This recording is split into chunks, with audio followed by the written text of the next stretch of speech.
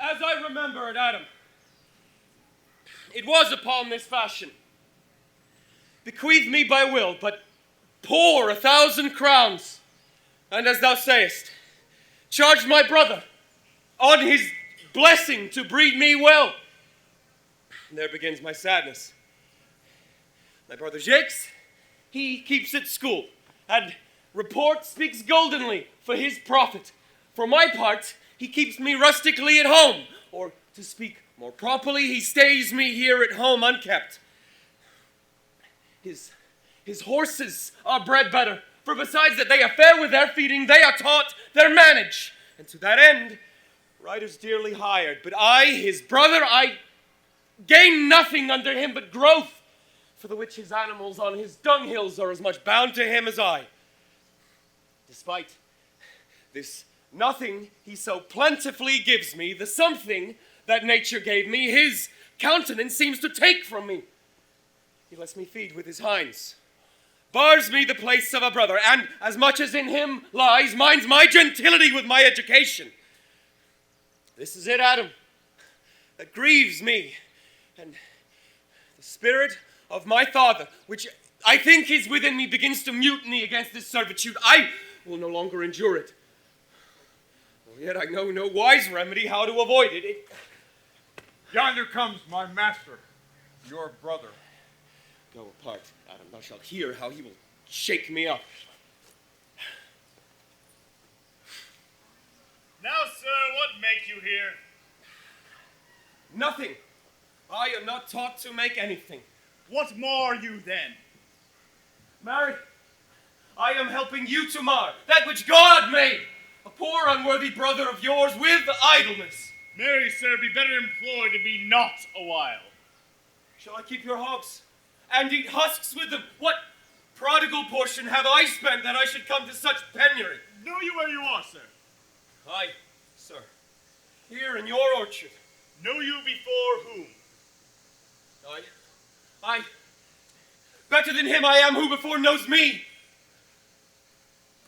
I know you are my eldest brother, and in the gentle condition of blood you should so know me.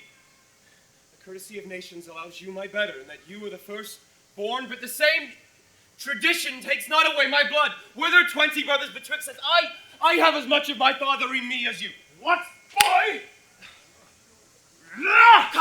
Come, elder brother, you're too young in this. What, wilt thou lay hands on me, villain? I am no villain. I am the youngest son of Sir Rosalind de Boys. He was my father, and he is thrice a villain that says such a father begot villains. Were thou not my brother, I would not take this hand from thy throat till this other hand comes out thy tongue for saying so. For your father's remembrance, be at accord. You Let me go, I say. I will not until I please. You shall hear me.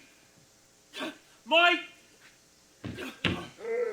father, he charged you in his will to give me good education. You have trained me like a peasant, obscuring and hiding from me all gentlemanlike qualities.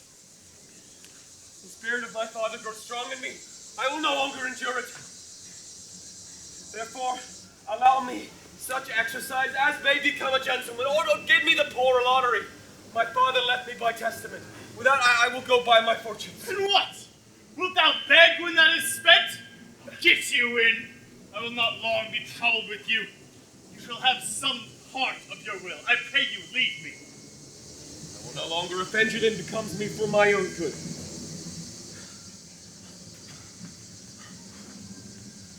Get you with him, you old dog! This old dog, my reward. Most true, I have lost my teeth in your service. May God be with my old master, for he would not have spoke such words. Is it even so? Begin you to grow upon me. Well, I will physic your rankness, and pay no 1,000 crowns neither. Good morrow to your worship! Good, Monsieur Charles! Ha!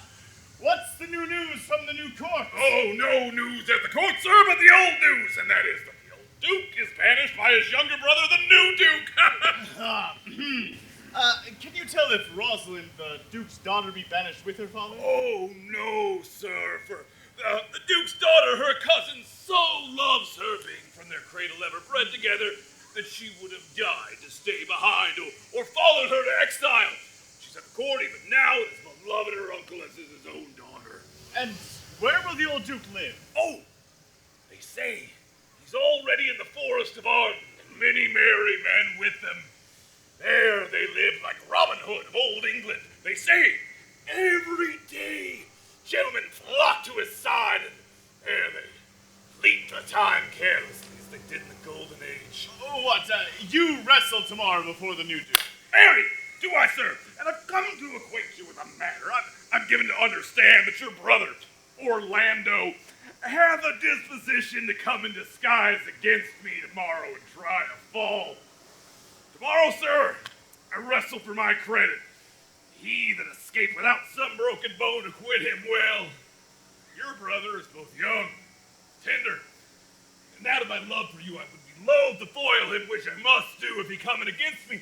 Therefore, out of my love for you, I've come to acquaint you with all that either you might stay him from his attainment, or brook such dishonor as well as he may run into, as it is a thing of his own searching altogether against my will. Why, Charles, I thank thee for thy love to me, which you will find I will most kindly requite.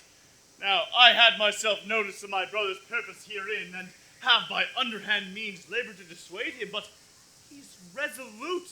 I tell thee, Charles, it is the stubbornest young man of France, an envious emulator of every man's good parts, a secret and villainous contriver against me, his natural brother.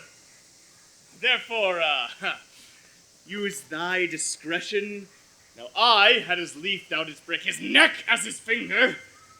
Oh, which thou wert best look to it, for if thou dost him any slight disgrace, why, he will entrap thee by some treacherous device, and never leave thee till he attain thy life by some indirect means or other. I tell thee, Charles, that almost with tears I speak it, there is not one so young and so villainous this day living. Now I speak but brotherly of him, but should I anatomize him to you as he is, why, I must blush and weep, and thou must look pale and wonder. I'm heartily glad I came hither to you. If he come in tomorrow, I'll give him his payment. If ever he walk alone again, well, I'll never wrestle for prize more. So God keep you, worship. Oh, farewell, Charles. Now will I stir this gamester.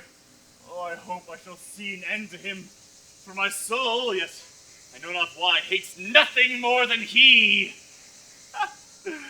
But it shall not be so long. This wrestler shall clear all. All that remains is that I kindle the boy thither, which I'll now go about. My Rosalind, sweet my cuz, be merry. Dear Celia, I show more mirth than I am mistress of. And would you yet I were merrier? Unless you can teach me to forget a banished father, you mustn't learn me any extraordinary pleasure. Herein I see thou lovest me not with the full weight that I love thee.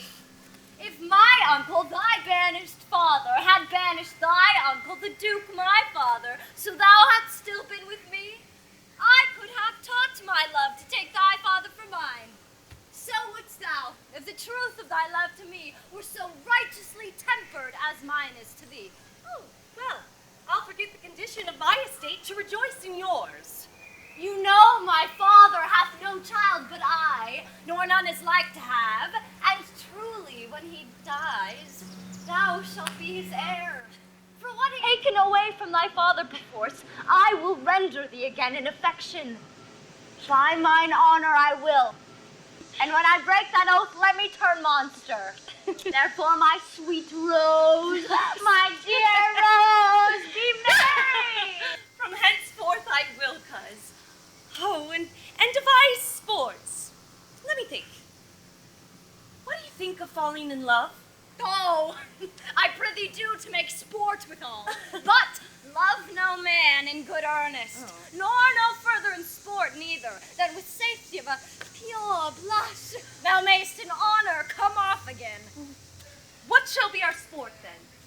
Let us sit and mock the good housewife Fortune from her wheel, that her gifts may henceforth be bestowed equally. Ooh, I would we could do so, for the bountiful blind woman doth most mistakes in her gifts to women. 'Tis true, for those that she makes fair, she scarce makes honest, and those that she makes honest, she makes very ill-favoredly. Nay, now thou goes from Fortune's office to Nature's. Fortune reigns in the gifts of the world, not in the lineaments of nature. No, when nature hath made a fair creature, may she not by fortune fall into the fire? Though nature hath given us wits to flouted fortune, hath not fortune sent in this fool to cut off the argument. Indeed, there is fortune too hard for nature, when fortune makes nature's natural the cutter off of nature's wit. Peradventure, this is not fortune's work neither, but nature's, who perceiveth our natural wit too dull to reason of such goddesses, and hath sent in this natural for our whetstone. For always the dullness of the fool is the whetstone of the wits. How now, wit? Whither wander you? Mistress, you must come away to your father. Were you made the messenger? No, by mine honor, but I was bid to come for you. And where learned you that, oh fool? Of a certain knight who swore by his honor that they were good pancakes, and swore by his honor that the mustard was not. Now, I'll stand to it, the pancakes were not, and the mustard was good, and yet was not the knight forsworn. How prove you that in the great heap of your knowledge? Ay, marry, now unmuzzle your wisdom. Stand you both forth now. Stroke your chins, and swear by your beards that I am an knave. By our beards, if we had them, thou art. By my knavery, if I had it, then I were. But if you swear by that is not, then you are not forsworn. No more was this knight swearing by his honor, for he never had any, or if he had sworn it away long before he ever saw those pancakes or that mustard. Who is it thou meanst? One that Frederick, your father, loves. Stop it! Enough! My father's love is enough to honor him. Speak no more of him. You'll be whipped for taxation one of these days. The more pity that fools may not speak wisely what wise men do foolishly. 'Tis true, for when the little wits that fools have was silenced, the little foolery that wise men have makes great show. Look, here comes Monsieur Lebeau. Bonjour, Monsieur Lebeau, it's the news. Fair princess, you have lost much good sport. Sport? Of what color? What color, madam? How shall I answer you? As wit and fortune will. Or as the destinies decree. Well said. That was laid on with a trowel. Nay, and if I keep not my rank, Thou losest thy old smell. You amaze me, ladies. I would have told you of good wrestling that you have lost the sight of. And yet what is the manner of wrestling? I shall tell you the beginning, and if it please your ladyships, you may see the end, for the best is yet to do, and here where you are, they are coming to perform it. Well, the beginning that is dead and buried? There comes an old man with his 3 sons. I could match this beginning with an old tale. 3 proper young gentlemen of excellent growth and presence. The eldest of the 3 wrestled with Charles, the Duke's wrestler, which Charles in a moment threw him and broke 3 of his ribs, so there's little hope of life in him. So he served the second, and so the third. Yonder they lie, old man, the father, making such pitiful dole over them. All who perceive him take his part with weeping. Alas! but what is the sport, monsieur, that the ladies have lost? Why, this that I speak of. Thus men may grow wiser every day. It is the first time that ever I heard breaking of ribs was sport for ladies. Or I promise thee. Shall we see this wrestling, cuz? Well, you must if you stay here, for here is the place appointed for the wrestling, and they are coming to perform it. Yonder sure they are coming. Let us stay and see it. Come on! Since the youth will not be entreated, his own peril on his forwardness. Is yonder the man? Even he, madam. Alas, he is too young, yet he looks successfully. How now, daughter and cousin? Are you crept hither to see the wrestling? Aye, my liege, so please you. Give us leave. You will take little delight, as I can tell you. There are such odds in the man. In pity of the challenger's youth, I would fain dissuade him, but he will not be entreated. Speak to him, ladies. See if you can move him. Send him hither, good Monsieur Lebeau. Do so. I'll not be by. Monsieur the Challenger, the princess calls for you. I attend them. With all respect and duty. Young man, have you challenged Charles the wrestler? No, fair princess. He is the general challenger. I come but in as others do to try with him the strength of my youth. Young gentlemen, your spirits are too bold for your years. You have seen cruel proof of this man's strength. If you saw yourself with your eyes or knew yourself with your judgment, the fear of your adventure would counsel you to a more equal enterprise. We pray you, for your own sake, to embrace your safety and give over this attempt. Too good, sir. Therefore, your reputation shall not be misprized.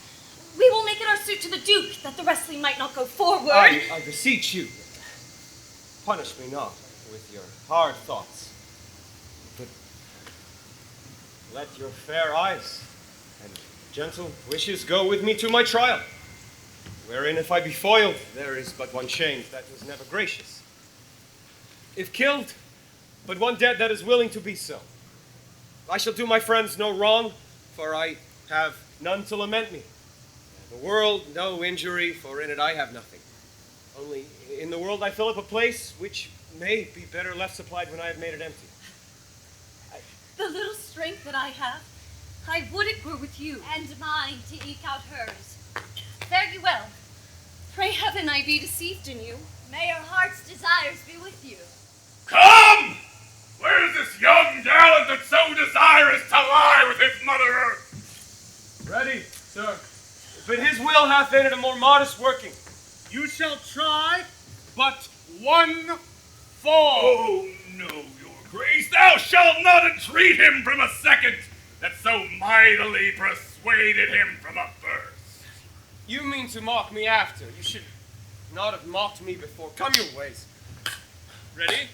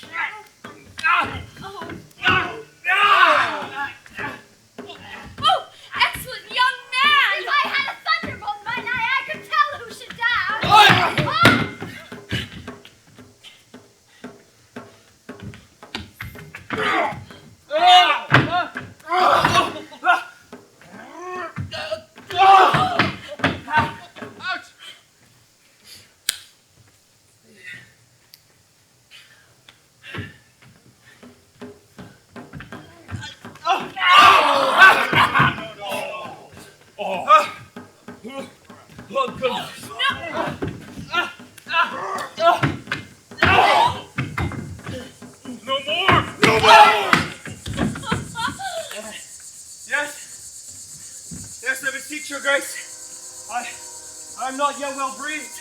How dost thou, Charles? He cannot speak, my lord. Bear him away.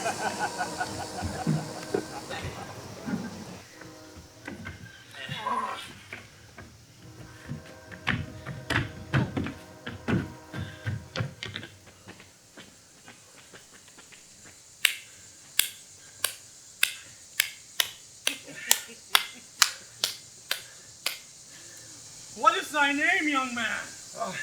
Orlando, my liege. The youngest son of Sir Roland de Bois.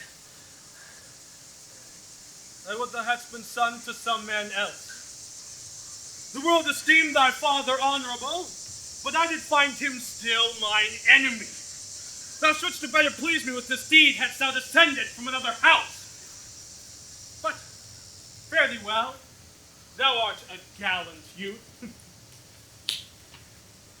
I would thou hadst told me of another father.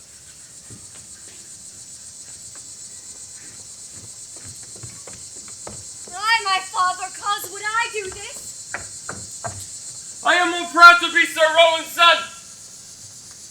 His youngest son. I would not change that calling to be an adopted heir to Frederick. My father loved Sir Rowland as a soul, and all of the world was of my father's mind. Had I known this young man, his son, I should have given him tears and 2 entreaties ere thus he should venture. Gentle cousin, let us go thank him and encourage him. My father's rough and envious disposition sticks me at heart. Sir, you have well deserved. If you do keep your promises in love, but justly as you've exceeded all promise, your mistress will be happy. My mistress.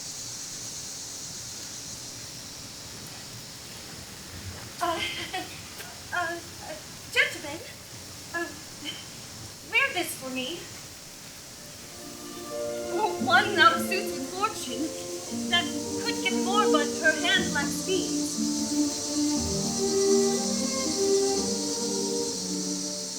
Shall we go, Cuss? Time! Fare you well, fair gentlemen.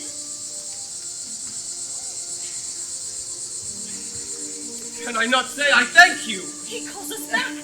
My pride goes, my fortunes. I'll ask him what you would. Did you call, sir? Sir, you have wrestled well and overthrown more than your enemies.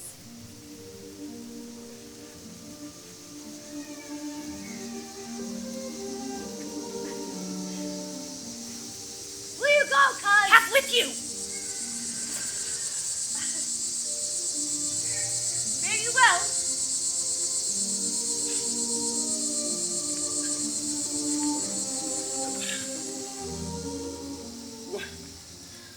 What passion hangs these weights upon my tongue? I could not speak to her, yet she urged conference. Oh, Orlando, thou art overthrown, or Charles or something weaker masters thee. Good sir, I do in friendship counsel you to leave this place. Albeit you are deserved of high commendation, true applause and love, yet such now is the Duke's condition that he misconstrues all that you have done. The Duke is humorous. What he is indeed more suits you to conceive than I to speak of. I thank you. And pray you, tell me this. Which of the two was the daughter of the Duke that was here at the wrestling? Neither is daughter if we judge by manners. But yet, indeed, the smaller is his daughter. The other is daughter to the banished Duke, and here detained by her usurping uncle to keep his daughter company, whose loves are dearer than the natural bond of sisters. But I can tell you that of late, this Duke hath taken displeasure against his gentle niece, granted upon no other argument but that the people praise her for her virtue and pity her for her good father's sake. Upon my life, against this young lady, this Duke's malice will suddenly break forth. Good sir, fare you well. Henceforth, in a better world than this, I shall desire more love and knowledge of you. I rest much bounden to you. Fare you well. Thus must I, from the smoke unto the smother, from tyrant Duke unto a tyrant brother. But heavenly Rosalind.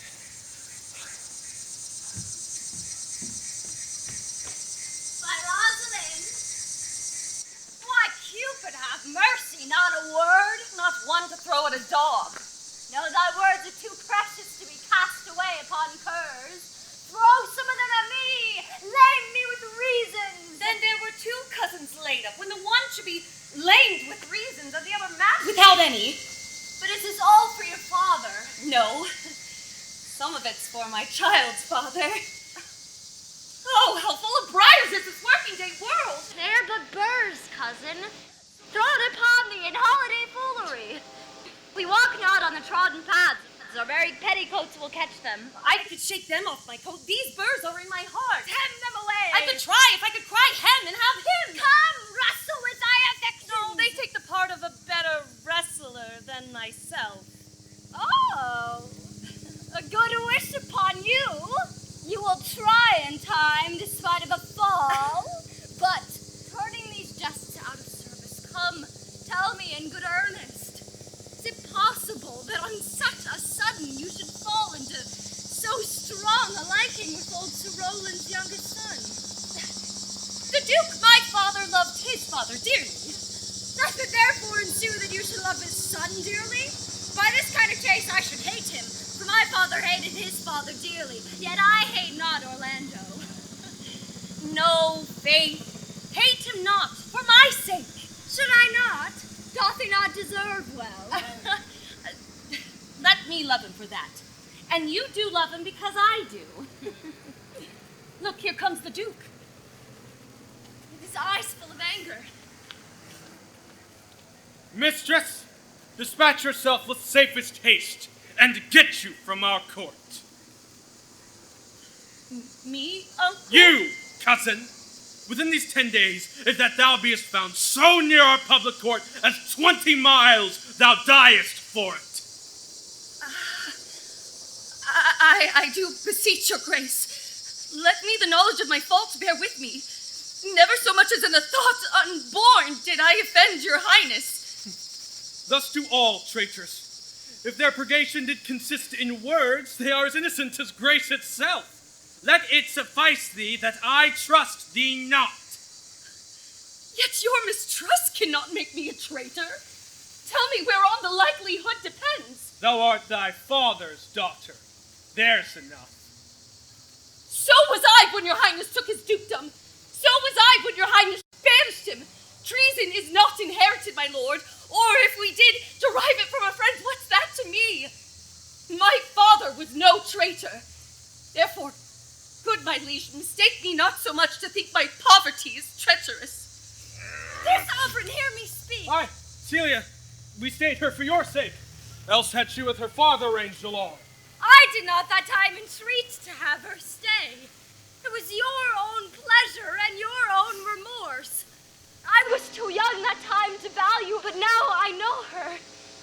If she be a traitor, why then so am I. We still have slept together, rose at an instant, learned, played, eat together. Wheresoe'er we went like Juno's swans, still we went coupled and inseparable. She is too subtle for thee, and her smoothness, her very silence, and her patience speak to the people, and they pity her. Thou art a fool. She robs thee of thy name, and thou wilt shine more bright, and seem more virtuous when she is gone. Then open not thy lips. Firm and irrevocable is my doom which I passed upon her. She is banished. Pronounce that sentence then on me, my liege. I cannot live out of her company. You are a fool. You, niece, provide yourself. If you outstay the time, upon mine honor and in the greatness of my word, you die.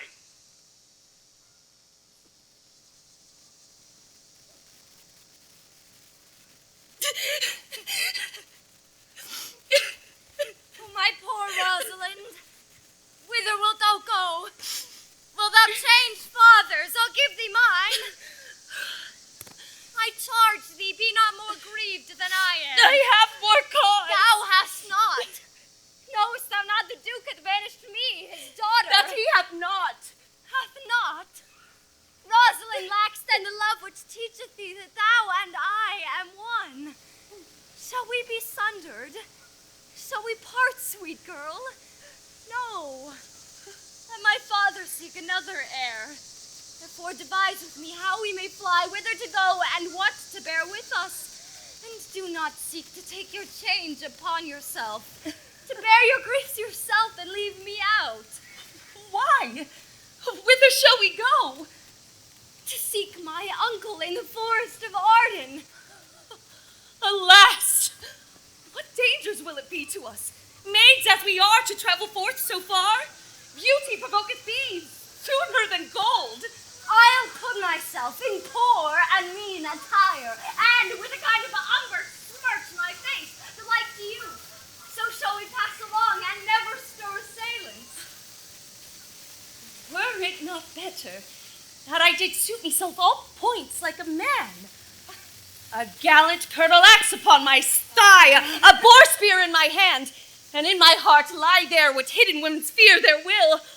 We'll have a swashing and a martial outside, which many other mannish cowards have that do outface them with their semblances. What shall I call thee when thou art a man? I'll have no worse a name than Jove's own page. Therefore, look, you call me Ganymede. Oh! Oh, and what shall you be called? Something that hath reference to my state. No longer Celia, but Aliena. Oh, but cousin, what if we sailed to seal that clownish fool out of your father's court? He'll go along o'er the wide world with me. Leave me alone to woo him. Let's away and get our jewels and our wealth together, devise the fittest time and safest way, just to hide us from the pursuits that will be made after my flight.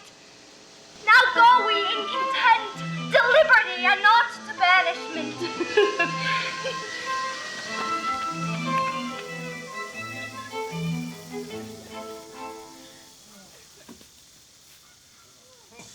Now, my co-mates and brothers in exile, hath not old custom made this life more sweet than that of painted pomp? Are not these woods more free from peril than the envious court?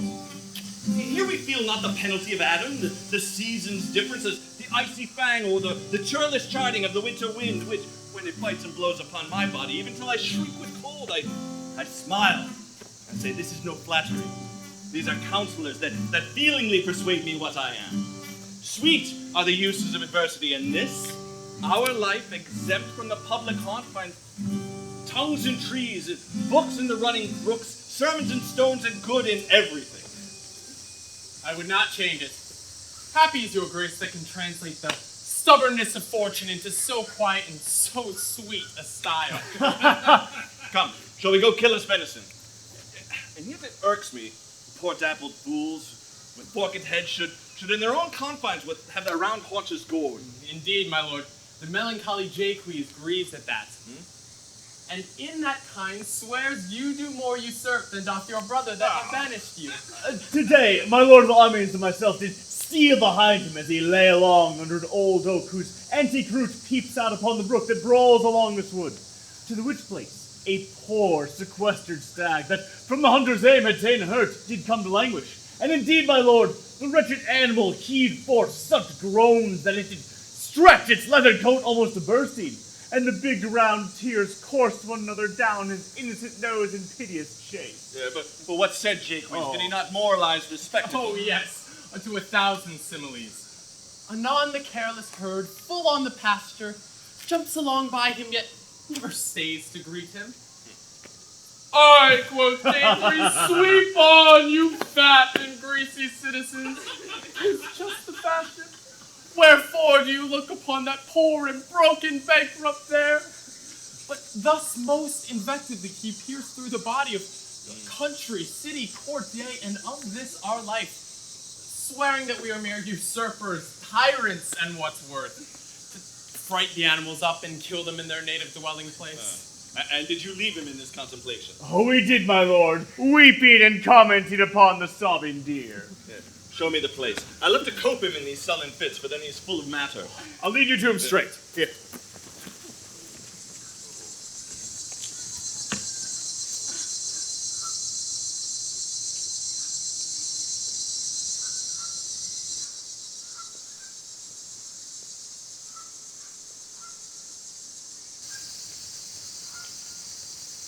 Who's there? Adam. Young master! Gentle master, sweet master. Oh, sweet memory of old Sir Roland. Why? What make you here? Why would you be so fond to overcome the bonny prizer of the humorous Duke? Your praises come too swiftly home before you. Know you not, masters, to some kind of men their graces serve them but as enemies. No more to yours. Your virtues, gentle master, are sanctified and holy traitors to you. Great. No more to yours, master. Oh, you are sanctified and holy traitors. Well, what world is this when what is comely and envenoms him that bears it? What's the matter? Oh, unhappy youth, come not within these walls. Within this roof the enemy of all thy graces lives. Your brother. No brother. Yet the son. Yet not the son. I shall not call him son. Of him I was about to call his father hath heard your praises. And on this night means to burn the lodging where you used to lie, and you within it. And if he fail of that, he hath other means to cut you off. I overheard him and his practices. This is no place. This house is but the butchery. Abhor it, fear it. Do not enter into it. Why, whither, Adam, wouldst thou have me go? No matter whither, so you come not here. What? Wouldst thou have me go and beg my food? Or with a base and boisterous sword enforce the thievish living upon the common road? No, I rather will subject me to the malice of averted blood and bloody brother. Do not so, master. I have 500 crowns. The thrifty hire I saved unto your father, which I did store to be my foster nurse when service should in my old limbs lie lame. Here is the gold. All this I give you. Let me be your servant. And although I appear old, yet I am lusty and strong. Let me go with you, and I shall do the services of a younger man in all thy business and necessity. Oh, good old man. How well in thee appears the constant service of the antique world, where service sweat for duty, not for meed. Or not for the fashion of these times. But come thy ways. We'll along together, and here we have thy youthful wages spent. We'll light upon some settled low content. You go now, master, and I shall follow thee to the last gasp with truth and loyalty. From 17 years till now, almost 80. Here lived I, but now live here no more.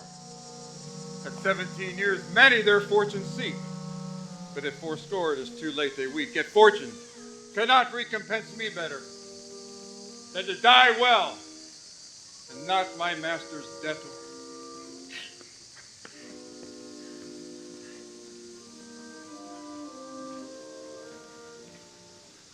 Can it be possible that no man saw them? It cannot be! Some villains of my court are of consent and sufferance in My this. lord, the roguish clown at whom so oft your grace was wont to laugh is also missing. Hesperia, the princess's gentlewoman, confesses she did o'erhear your daughter and her cousin much commend the parts and graces of the wrestler that did but lately foil the sinewy Charles. And she believes wherever they have gone, that youth is surely in their company. Send to his brother. Fetch that gallant hither. If he be absent, bring his brother to me. I'll make him find him. Do this suddenly, and let not search nor inquisition quail to bring again these foolish runaways.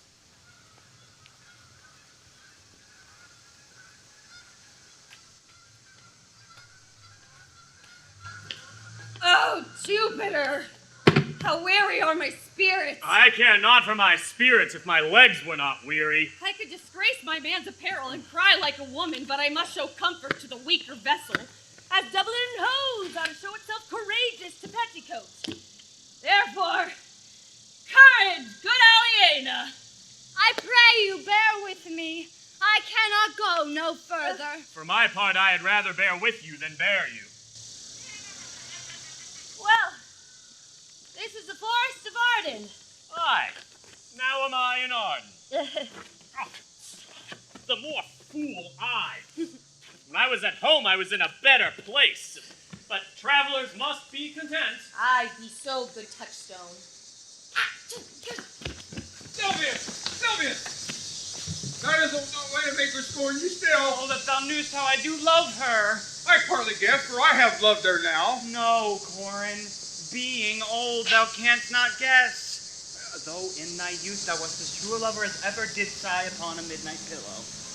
But if thy love were ever like to mine, as sure I did think never man loved so, how many actions most ridiculous hast thou been drawn to by thy fantasy? Into 1,000 that I have forgotten. Oh, then didst thou never love so heartily? If thou rememberest not the slightest folly that ever love did make thee run into, thou hast not loved. For if thou hast not sat as I do now, wearing thy hearer and thy mistress's praise, thou hast not loved. For if thou hast not broke from company, abruptly as my passion now makes me, thou hast not loved. Oh, Phoebe,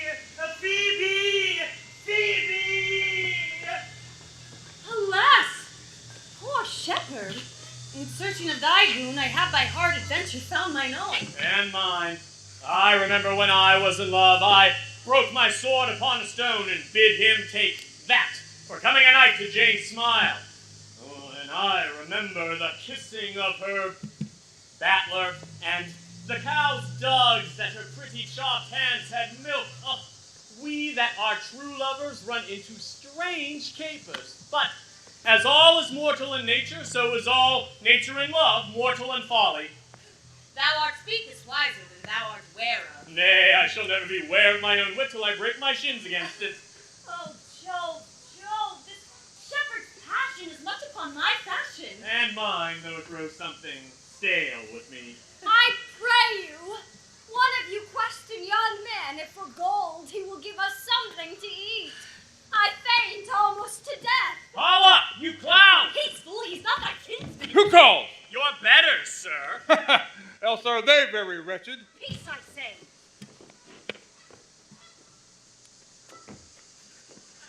Even to you, the friend. To you, sir. And to you all. I pray thee, shepherd, if that love or gold in this desert place by entertainment, bring us where we may rest ourselves and feed, for here is a young maid with travel much oppressed, and faints for succor. Fair sir, I pity her, and wish for her sake more than my own. I had fortune to relieve her, but I am shepherd to another man, and do not shear the fleeces that I graze. Besides, his flock is found, and feet are now on sale, and our sheep killed now. By reason of his absence, there is nothing that you shall feed on. But what is, come see, and in mine voice, most welcome shall you be. I pray thee, who is it that shall buy his flock and pasture? Oh, that young swain you saw here but a while. That little cares for buying anything.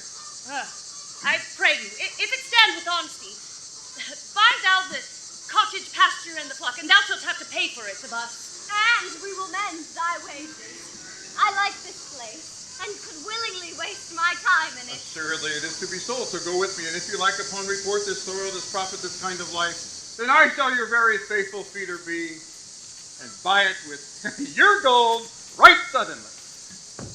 Come.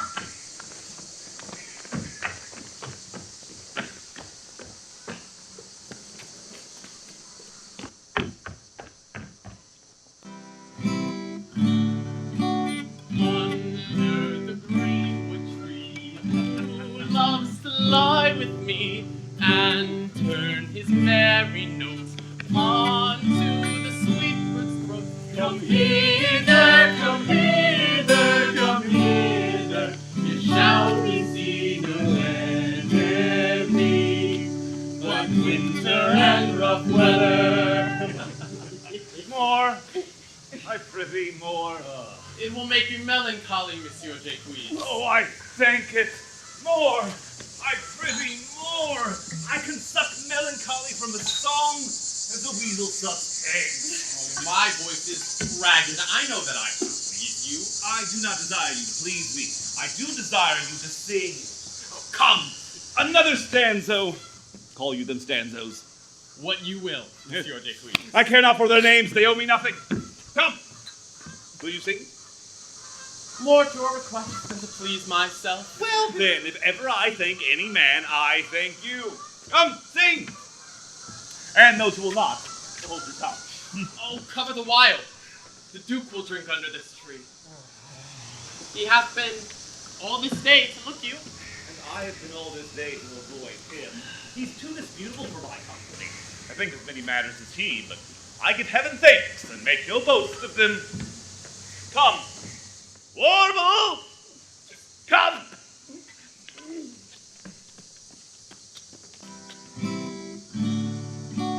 Who doth ambition shun, and loves to live in the sun, seeking the food he eats, and pleased with what he gets. Come hither, come hither, come hither, here shall we see no enemy,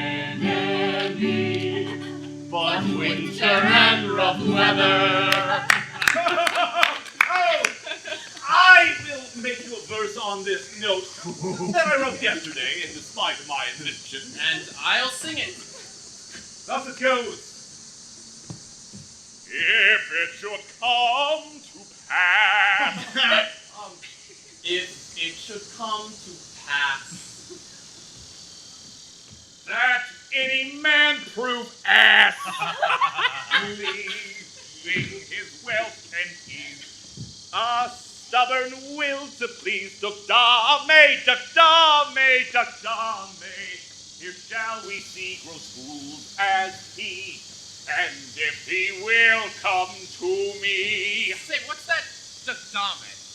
It is a Greek invocation to call fools into a circle. I'll go sleep if I can. If I can't, I'll rail against the firstborn of Egypt. And I'll seek the Duke. His banquet is prepared. Yes.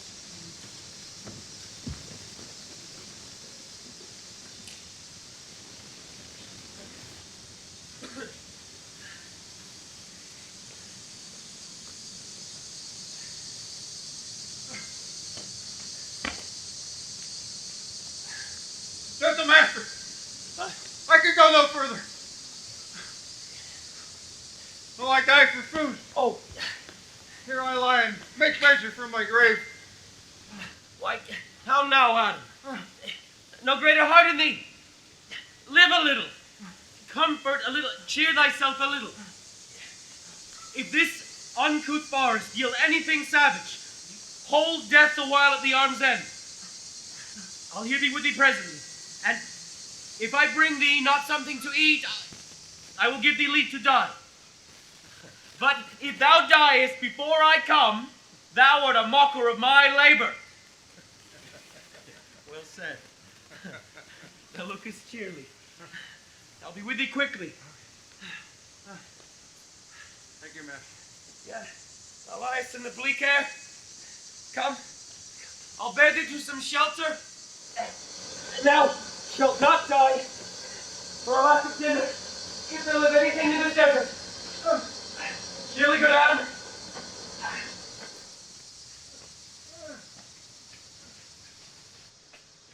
I think he be transformed to a beast, for I can nowhere find him like a man. My lord, he is but even now gone hence. Here he was merry, hearing of a song. Well, go seek him out. Tell him I would speak with him. Yes. He saves my labor by his own approach. Why, how now, Miss Jewett? What a life is this that your poor friends must rue your company? But he looked merrily. Oh, a fool! I met a fool in the forest. Oh, miserable world. A motley fool. As I who live by food, I met a fool who laid him down in the tall grass and railed on Lady Fortune. In good terms, in good set terms, and yet a fool. Good morrow, fool, quoth I. No, sir, quoth he. Call me not a fool till heaven hath sent me my fortune. Then he pulled the dial from his poke, and looking on it with a lackluster eye, said, very wisely, "'Tis 10 o'clock, quoth he. Now we see how the world wags. 'Tis but an hour ago, it was 9, and after an hour more, 'twill be 11. And so, from hour to hour we ripen ripe. And then from hour to hour we rot and rot. And thereby hangs the tale. When I did hear the motley fool so more a long time, my lungs began to crow like chanticleer. Like a fool could be so deep contemplative. What fool is this? Oh, a motley fool. One that hath been a courtier and says, if ladies be but young and fair, they have the gift to know it. And in his brain, which is as dry as the remainder biscuit after a voyage, he hath such places crammed with strange observations, for which he fence and mangled forms. Oh, that I were a fool! I am desirous for a motley coat. You shall have one. It is my only suit, provided that you lead your better judgments of all opinions that grow rank inside of them, that I am wise. I must have leave withal, as large a charter as the wind, to blow on whom I please, for so fools have. Invest me in my motley, give me leave to speak, and I will cleanse the foul body of the infected world, if they will patiently receive my medicine. Spy on thee! I can tell what thou wouldst do. What for a counter would I do but good? Most mischievous sin in chiding sin, for thou thyself hast been a libertine, as sensuous as the brutish thing itself, and all the embossed sores and headed evils that thou, with license of free foot, hast caught, wouldst thou disgorge into the general world. What woman in the city do I name when I say the city woman bears the cost of princes on unworthy shoulders? Who can say that I mean her when such a one as she is her neighbor? And what is he a basest function that says his bravery is not on my cost, well, thinking that I mean him? Well, therein lies his folly to meddle of my speech. There then, how then, where then? Let me see where I have wronged him. If I do him right, he hath wronged himself. If he be free, why then my taxing, like a wild goose, lies unclaimed of any man. Forbear, and eat no more. I think none yet. You shall not, till necessity be served. Of what kind should this cup come up? Art thou thus golden, man, by thy distress? For else the rude despiser of good manners, that in civility thou seemest so empty.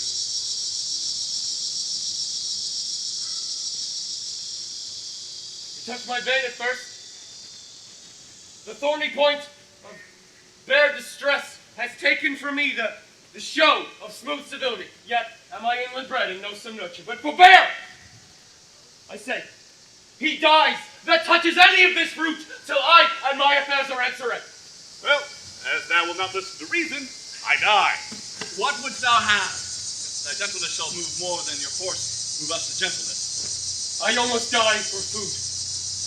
Let me have it. Sit you down and feed. Welcome to our table. Speak you so gently? Pardon me. I pray you. I thought that all things had been savage here, and therefore put I on the countenance of stern commandment. But whate'er you are, if ever sat at any good man's feast, if ever from your eyelids wiped a tear, and known what 'tis to pity and be pitied, let gentleness my strong enforcement be, in the which hope I blush and I hide my sword. True is it that we have seen better days, and sat at good men's feasts, and wiped our eyes of drops that sacred pity hath engendered. And therefore, sit you down in gentleness, and take upon command what help we have, that to your wanting may be ministered. Then, but forbear your food a little while. Well, like a doe, I go to find my fawn, and give it food. There is a poor old man, who after me hath many a weary step linked in pure love. Till he first feast, suffice to press from 2 weak evils, age and hunger. I will not touch a bit. Go and find him out, and we will nothing waste till you return. Thank you. And be blessed for your good comfort. Thou seest, we are not all alone unhappy. This wide and universal theater has in it more woeful pageants than the scene wherein we play in. All the world's a stage. All the men and women in it merely players. They have their entrances and their exits, and one man in his time plays many parts. His acting in 7 ages. First, the infant, mewling and puking in his nurse's arms. Then, the whining schoolboy, creeping like a snail unwillingly to school. And then, the lover, sighing like a furnace, with a woeful ballad to his mistress's eyebrow. And the soldier, full of strange oaths and bearded like a thorn, Jealous in honor, suddenly quick in quarrel, seeking the bubble reputation, even in the cannon's mouth. then the justice, with fair round belly and good shapen line, his eyes severe, his beard a formal cut, full of wise saws and modern expletives. So he plays his part.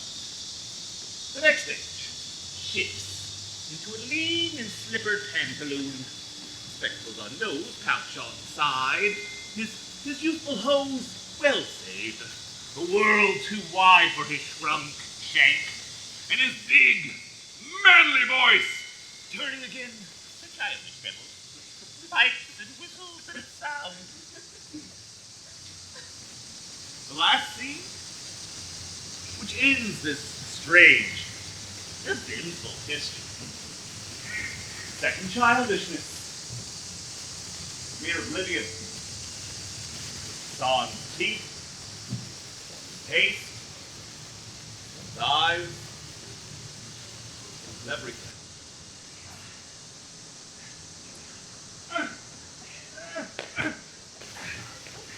Welcome. Set down your venerable burden and let him feed. Thank you most for him. Okay. So how do you do that? I scarcely can speak to thank you for myself. Welcome. Fall to. I will not question you as yet as to question you about your fortune.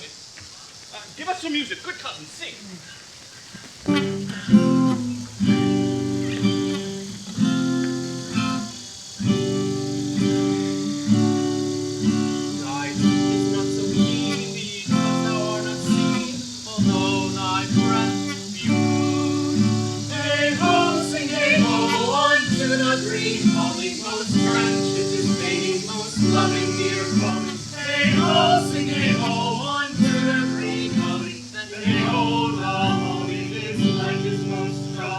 If that you were the good Sir Roland's son, as you have whispered faithfully you were, and as mine eyes doth his effigy see, truly limbed and living in your face, be truly welcome hither. I am the Duke that loved your father. The residue of your fortune, go to my cave and tell me. Good old man, thou art right welcome as thy master is. Support him by the arm, then. Give me your hand, and let me all your fortune understand.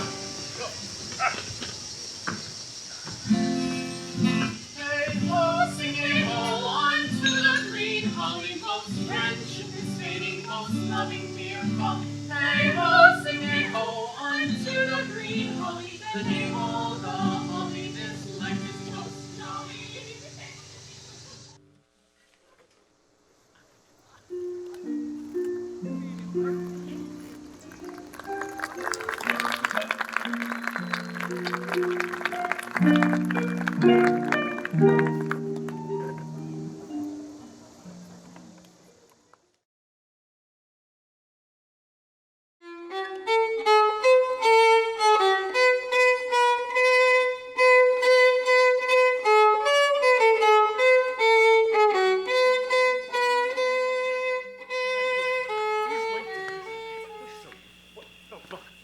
Silence! Oh! Why, you... Ah! Ah! You! Insolent little... Not see him since.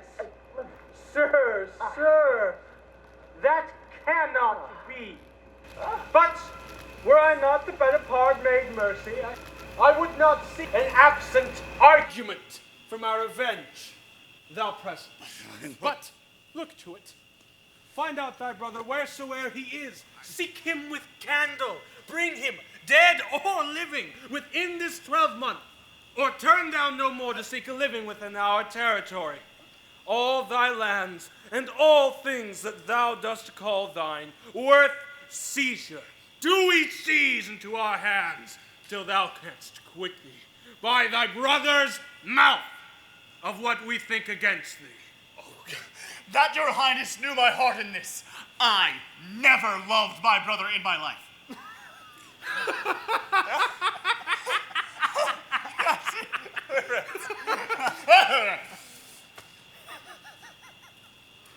More villain thou!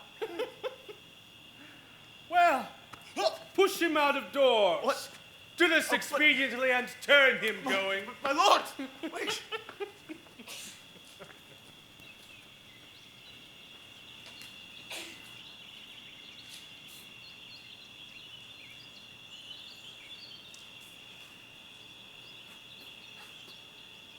Hang there, my verse. In witness of my love. And thou, thrice crowned queen of night, survey with thy chaste eye from thy pale sphere above thy huntress's name that my full life doth sway. O Rosalind, these trees shall be my books, and in their barks my thoughts all character, that Every eye which in this forest looks shall see thy virtue witnessed everywhere.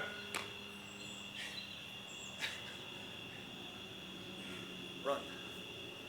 Run, Orlando! Carve on every tree the fair, the chaste and unexpressive sheep.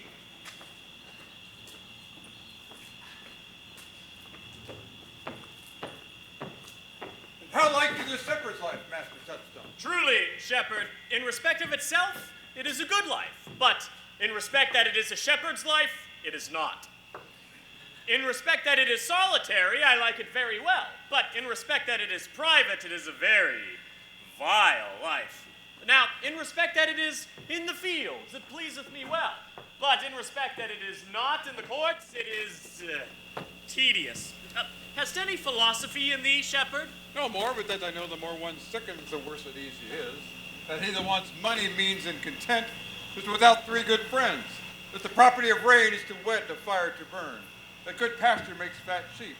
And that a great cause of the night is lack of the sun. Ah, such a one is a natural philosopher. Wast ever at court, shepherd? No, truly. Then thou art damned. Nay, I hope. Truly thou art damned. For not being at court? Your reason? Why, if thou never wast at court, thou never sawest good manners. If thou never sawest good manners, then thy manners must be wicked. And wickedness is sin, and sin is damnation. Thou art in a parlous state, shepherd. Not a whit, Touchstone. For those that are good manners at the court are as ridiculous in the country as the behavior of the country is most mockable at the court. You told me you salute not at the court, but you kiss your hands. That courtesy would be most uncleanly if courtiers were shepherds. Instance, briefly. Come, instance. Why, we are still handling our ewes, and their fells, you know, are greasy. Why, do not your courtiers' hands sweat? And is not the grease of a mutton as wholesome as the sweat of a man? Shallow, shallow. A better instance, I say. Come. Besides, our hands are hard. Your lips will feel them the sooner. Shallow again, a more sounder instance. And they are often tarred over with the surgery of our sheep. And would you have us kiss tar? The courtier's hands are perfumed with civet. Most shallow man, thou worm's meat in respect of a good piece of flesh indeed. Learn of the wise and perpend. Civet is of a baser birth than tar, the very uncleanly flux of a cat. Mend the instant, shepherd. Sir, you have too courtly a wit for me. I'll rest. Wilt thou rest? Damned! God help thee, shallow man! God make incision in thee. Thou art wrong. Sir, I am a true laborer. I earn that I eat, I get that I wear, I owe no man hatred. I envy no man's happiness. I'm glad for other men's good, and content with mine harm. And the greatest of my pride is to see my ewes graze and my lambs suck. That is another simple sin in you, to bring the ewes and the rams together, and to offer to get your living through the copulation of cattle, to be a bawd to a bellwether, and to betray a she-lamb of a 12-month to a crooked, pated, old, cuckoldly ram out of all reasonable match. If thou beest not damned for this, the devil himself will have no shepherds. I cannot see how else thou shouldst escape. Here comes young Master Ganymede. From the east to western inn, no jewel is like Rosalind. Her worth being mounted on the wind, through all the world bears Rosalind. All the pictures fairest lined are but black to Rosalind. Let no face be kept in light, but the face of Rosalind. I'll rhyme you so 8 years together. Dinner and supper and sleeping hours accepted. For a taste. If a hart do lack a hind, let him seek out Rosalind. If the cat will after kind, so be sure will Rosalind. Winter garments must be lined, so must slender Rosalind. They that reap must sheaf and bind, then to cart with Rosalind. Sweetest nut hath sourest rind, such a nut is Rosalind. He that sweetest rose will find, must find love's prick and Rosalind. These are the very false gallop of verses. Why do you infect yourself with them? Peace, you dull fool. I found found them on a tree. Truly, the tree yields bad fruit. Peace, I say. Here comes my sister reading. Tongues I'll hang on every tree, that shall civil sayings show. Somehow brief the life of man runs his erring pilgrimage, that the stretching of a span buckles in his sum of age. Some of violated vows twixt the souls of friend and friend, but upon the fairest boughs, or at every sentence end, will I, Rosalinda, write. Oh, most gentle Jupiter! What tedious homily of love have you wearied your parishioners withal, and never once cried, "Have patience, good people"? How now? Back, friends. Shepherd, go off a little. Sirrah, go with him. Come, shepherd, let us make an honorable retreat, though not with bag and baggage, yet with scrip and scrippage. Didst thou hear these verses? Oh, yes, I heard them all, and more too, for some of them had in them more feet than the verses would bear. But didst thou hear without wondering how thy name came to be hanged and carved upon these trees? I was 7 out of the 9 days out of wonder before you came, for look here, what I found on a palm tree. Trow you who hath done this? Is it a man? And a chain that you once wore about his neck. Change you color? I pray thee who? Oh, Lord, Lord, it is a hard matter for friends to meet, but mountains may be removed by earthquakes and so encounter. Nay, but who is it? Is it possible? Nay, I pray thee now with the most petitionary vehemence, tell me who it is. Oh, wonderful, wonderful, and yet again, wonderful, wonderful, and most wonderful, wonderful, and after that, out of all whooping. Good, my complexion. Dost thou think, though I am comparison like a man, I have a doublet and hose in my disposition? 1 inch of delay more is a south sea of discovery. I pray thee, tell me who it is quickly, and speak apace. Oh, I would thou couldst stammer, as thou might pour this concealed man out of thy mouth, as wine comes out of a narrow-mouthed bottle, either too much at once or none at all. I pray thee, take the cork out of thy mouth, so I may drink thy tidings. So you may put a man in your belly. What manner of man is he? Is he of God's making? Is his head worth a hat, or his chin worth a beard? Nay, he hath but a little beard. Why, God will give him more if the man will be thankful. Let me stay the growth of his beard if thou deny me the knowledge of his chin.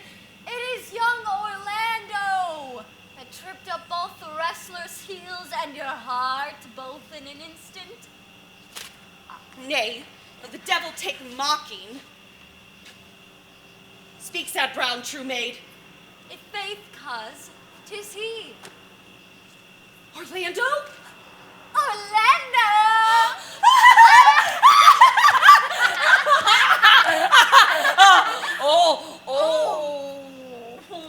Alas the day! What shall I do with my doublet and hose? What did you when thou sawest him? What said he? How looked he? Why wakes he here? Wherein went he? Did he ask for me? How parted he with thee? And when shalt thou see him again? Answer me in one word. You must borrow me Gargantua's mouth first. 'Tis a word too great for any mouth this age's size. But doth he know I am in this forest? And in man's apparel? Looks he as freshly as he did the day he wrestled. It is as easy to count atomies as to resolve the propositions of a lover. But take a taste of my finding him and relish it with good observance. I found him under a tree, like a dropped acorn. It might as well be called Jove's tree when it drops forth such fruit. Give me audience, good madam. Proceed. There lay he, stretched along like a wounded knight. Oh, it'd be a pity to see such a sight. It well becomes the ground. To thy tongue it curvets unseasonably. He was furnished like a hunter. Oh, ominous! He comes to kill my heart. I would sing my song without burden,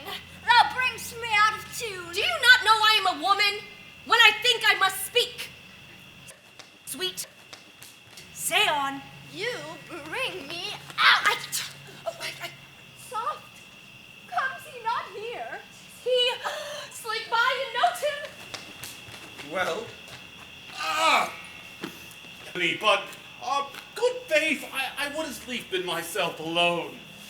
And so had I. But yet, for fashion's sake, I thank you for your society. Well then, God be with you. Let us meet as little as we can. I do desire that we may be better strangers. I pray you, mar no more branches by writing love songs in their barks. I pray you, mar no more of my verses with reading them ill-favoredly. Rosalind is your love's name. Yes, just. I do not like that name. There was no thought of pleasing you when she was christened. Of what stature is she of? Just as high as my heart. You were full of pretty answers. Have a nimble wit. I think it was made of Atalanta's heels. Let us sit upon the ground and rail against the world and all our misery. I will chide no breather in the world but myself, against whom I know the most faults. The only fault you have is to be in love. 'Tis a fault I will not change for your best virtue. I am weary of you. I was seeking for a fool when I found you.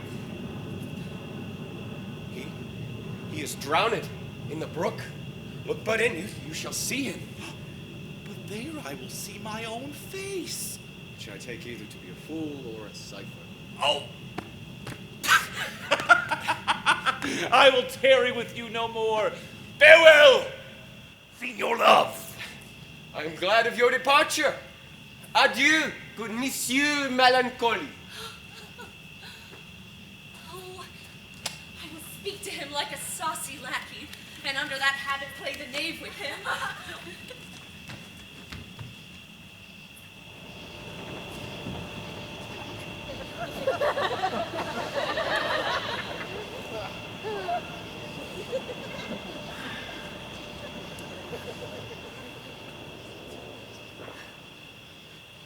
Do you hear, Forster?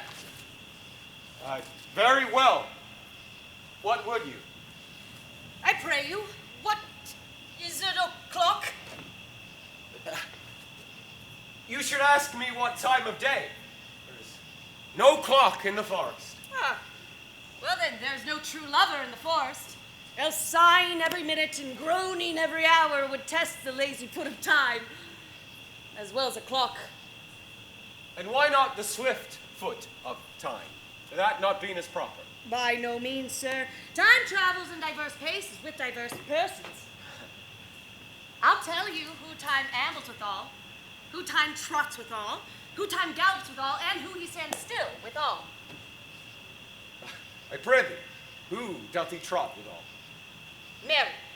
He trots hard with a young maid between the contract of her marriage and the day it is solemnized. If the interim be but a se'nnight, time's pace is so hard, it seems the length of 7 years. Who ambles time withal? With a priest that lacks Latin, and a rich man that hath not the gout. For the one sleeps easily because he cannot study, and the other lives merrily because he feels no pain. Who doth he gallop withal? With the thief to the gallows. For though he go as softly as foot can fall, he sees himself too soon there. And who stays it still withal? With the lawyers in the vacation, for though they sleep between term and not perceive how time moves. Where dwell you, pretty youth? With the shepherdess, my sister, here in the skirts of the forest, like fringe upon a petticoat. Are you a native of this place? Oh, as the coney that you see, dwell where she is kindled. Your accent is something finer than you could purchase in so removed a dwelling. I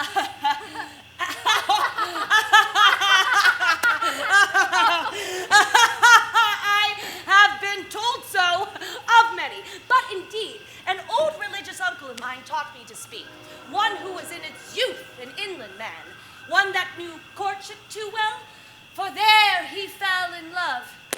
I've heard him read many lectures against it, and I thank God I am not a woman to be touched with so many giddy offenses that he hath generally taxed their whole sex withal. Can you remember any of the principal evils that he laid to the charge of women? There were none principal. They were all like one another, as halfpence are, each fault seeming monstrous, till its fellow fault came to match it. I pray thee, recount some. No, I will not cast away my physique on you, but on those that are sick. Oh, there is a man that haunts the forest, that abuses our young plants by carving Rosalind on their barks, hangs odes upon hawthorns and elegies on brambles, all forsooth deifying the name Rosalind. If I could meet that fancy monker, I would give him some good counsel, for he seems to have the quotidian of love upon him. I am that he that is so love-shaped. I pray you, tell me your remedy. There are none of my uncle's marks upon you. He taught me to know a man in love, in which cage of rushes I am sure you are not prisoner of. What were his marks? A lean cheek, which you have not. A blue eye and sunken, which you have not. An unquestionable spirit, which you have not. A beard neglected, which you have not, but I pardon you for that, for you simply having a beard is a younger brother's revenue. Then your hose should be unguarded, your bonnet unbent, and your sleeve unbuttoned, your shoe untied, and everything about you demonstrating a careless desolation. But you are no such man. You are rather point device in your accoutrements, as seeming the lover of yourself than a lover of any other. I swear to thee, youth, I wish I could make thee believe I love. But are you so much in love as your rhymes speak? I swear to thee, youth, by the white hand of Rosalind, I am that he, that unfortunate he. But are you so much in love as your rhymes speak? Neither rhyme nor reason can express how much.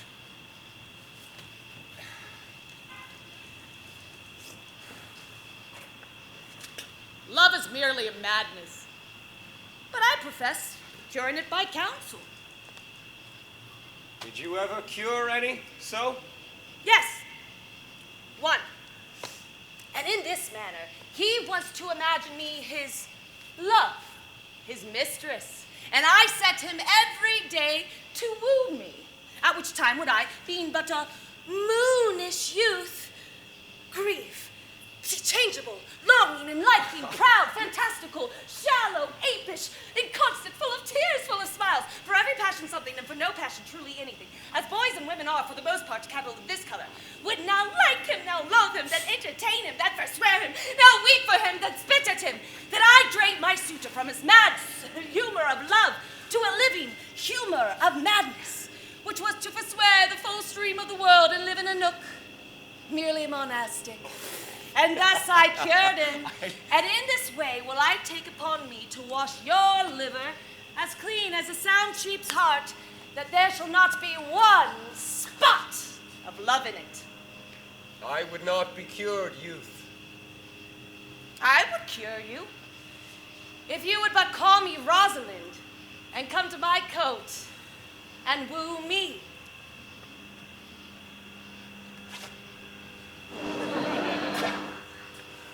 Now, by the faith of my love, I will. Show me where it is. Go with me to it, and I'll show it to you. And by the way, you shall tell me in the forest where you live. Will you go? With all my heart, fair youth. Nay, you must call me Rosalind. Come, sister. Will you go?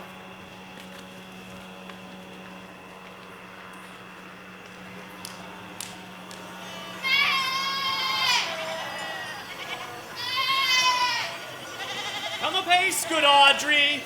I will fetch up your goats, Audrey.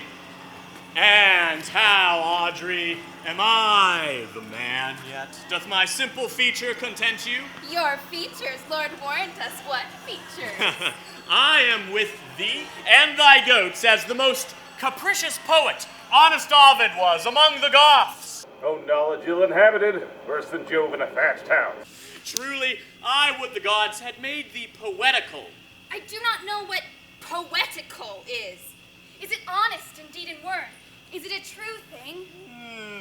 No, truly, for the truest poetry is the most feigning, and lovers are prone to poetry, and what they swear in poetry may be said as lovers they do feign.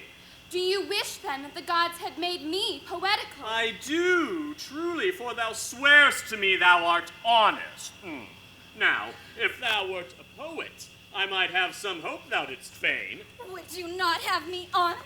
No, truly, unless thou wert hard-favored, for to have honesty coupled to beauty is to have honey a sauce to sugar. Well, I am not fair, and therefore I pray the gods make me honest. Ah, truly, and to cast away honesty upon a foul slut were to put good meat into an unclean dish. I am not a slut, though I thank the gods am foul. Well, praise be the gods for thy foulness. Sluttishness may come hereafter. But, be it as it may be, I will marry thee. To that end I have been with Sir Oliver Martex, the vicar of the next village, who hath promised to meet us here in this place in the forest and to couple us. I would fain to see this meeting. Oh, the gods give us joy! Amen! Oh, man might, if he were of a fearful heart, stagger in this attempt, for here we have no temple but the wood, no assembly but the horned beast. But what though? Courage. Oh, here comes Sir Oliver. Sir Oliver Martex, you are very well met. Will you dispatch us here under this tree, or shall we go with you to your chapel? Is there none here to give the woman? I will not take her on the gift of any man. Truly she must be given, or the marriage is not lawful. Proceed! Oh, proceed! I will give her. Good Monsieur what you call it, how do you, sir? You are very well met. God illed you for your last company. I am right glad to see you, sir. Even a toy in hand here, sir. Nay, pray, be covered. Will you be married month? As the ox hath his bow, sir, the horse his curb, the falcon her bell, so man has his desires. And as pigeons bill, sir, so wedlock would be nibbling. And will you, being a man of breeding, be married under a bush like a beggar? No! Get you to a church and have a good priest tell you what marriage is. This man would but join you together as they join a wainscot, and then one of you prove a shrunk panel in my green timber warp. I am not in the mind that I were better to be married of him than of another, for he is not like to marry me well, and not being well married, it will be a good excuse for me hereafter to leave my wife. Go thou with me, let me counsel thee. Come, sweet Audrey, we must be married, or else we must live in bawdry. Farewell, good Master Oliver, not Oh, sweet Oliver, oh, brave Oliver, leave me not behind me. But wind away, be gone, I say, I will not to wedding with thee.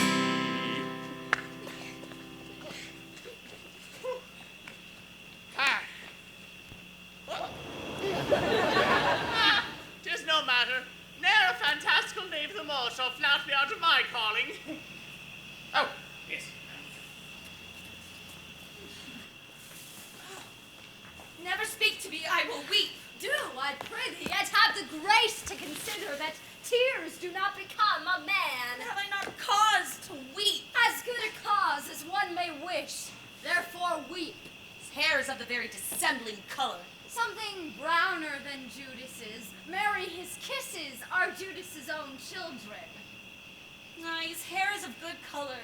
Oh, an excellent color. Your chestnut was ever the only color. And his kissing is as full of sanctity as the touch of holy bread. A nun of winter sisterhood kisses not more religiously. But why does he say he'll come this morning and comes not? Nay, certainly there is no truth in him. Do you think so? Yes. I think him not a pig purse nor a horse stealer, but for his verity and love, I think him as concave as a covered goblet or a worm-eaten nut. Not true in love. Yes, when he is in, but but I think he is not in. But you heard him swear downright he was. Was is not is. Besides, the oaths of a lover are no stronger than the words of a tapster. They're both the confirmer of false reckonings. He tends here in the forest on the Duke, your father. I spoke with the Duke yesterday and had much question with him. For he asked me of what parentage was I, and I told him as good as him. So he laughed and let me go. But what we talk of fathers when there is such a man as Orlando! Oh, that is a brave man! He writes brave verses, speaks brave words, swears brave oaths, and breaks them bravely. Mr. Master, you have oft inquired after the shepherd that complained of love, whom you saw sitting by me, praising the proud, disdainful shepherdess that was his mistress. Well, and what of him? If there is a pale complexion of true love, and the red glow of scorn and proud disdain, then go hence a little, and I shall conduct you, if you will mark it. Let us remove the sight of lovers feedeth those in love. Come. Bring us to the sight, and you shall say, I'll prove a busy actor in their play.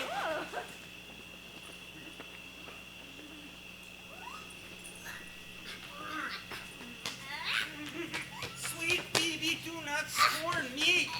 Do not, Phoebe. Oh, say that you love me not, but say not so in bitterness. The common executioner, whose heart the accustomed sight of death makes hard, falls not the axe upon the humbled head, but first begs pardon. Will you sterner be than he that dies and lives by bloody drops? I would not be thy executioner. I fly thee, for I would not injure thee. Thou tell'st me there is murder in mine eye. 'Tis pretty, sure, and very probable that eyes that are the frailest and softest things who shut their coward gates on Adam should be called tyrants, butchers, murderers. Now I do frown on thee with all my heart, and if mine eyes can wound, now let them kill thee. No!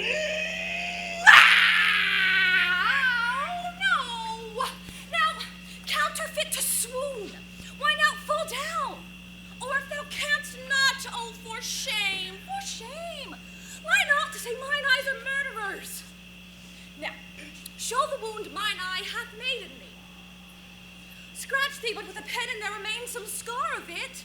Lean upon a rush, the cicatrix incapable and pressure thy palms a moment keeps. But mine eyes, which I have darted at thee, hurt thee not, nor I am sure there is no force in eyes that can do harm. Oh, dear Phoebe. Oh! If ever, as that ever may be near, you meet in some fresh cheek the power of fancy, then shall you know the wounds invisible that love's keen arrows make. But till that time, come not thou near me, and when that time comes, afflict me with thy mocks, pity me not, as till that time I shall not pity thee. And why, I pray you? Who might be your mother that you insult, exult, and all at once over the wretched? What though I see you have no beauty, as by my faith, I see you without dark may go candle to bed. Must you therefore be proud and pitiless?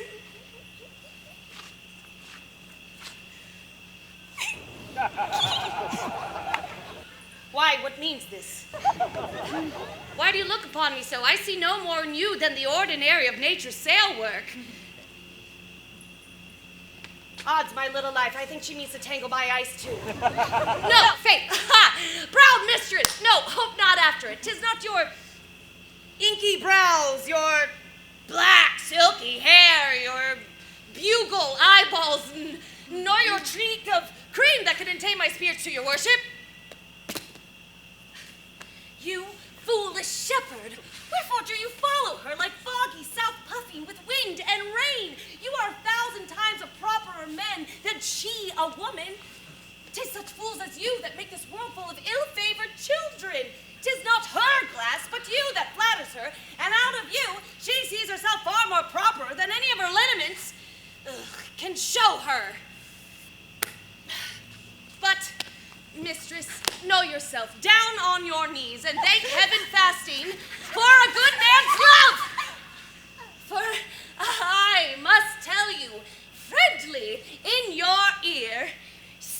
when you can. You are not for all markets. Cry the man mercy. Love him. Take his offer. Being foul is most foul. Being foul to be a scoffer. So take her to thee, shepherd.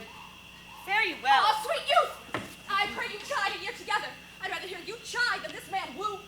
He's fallen in love with your foulness.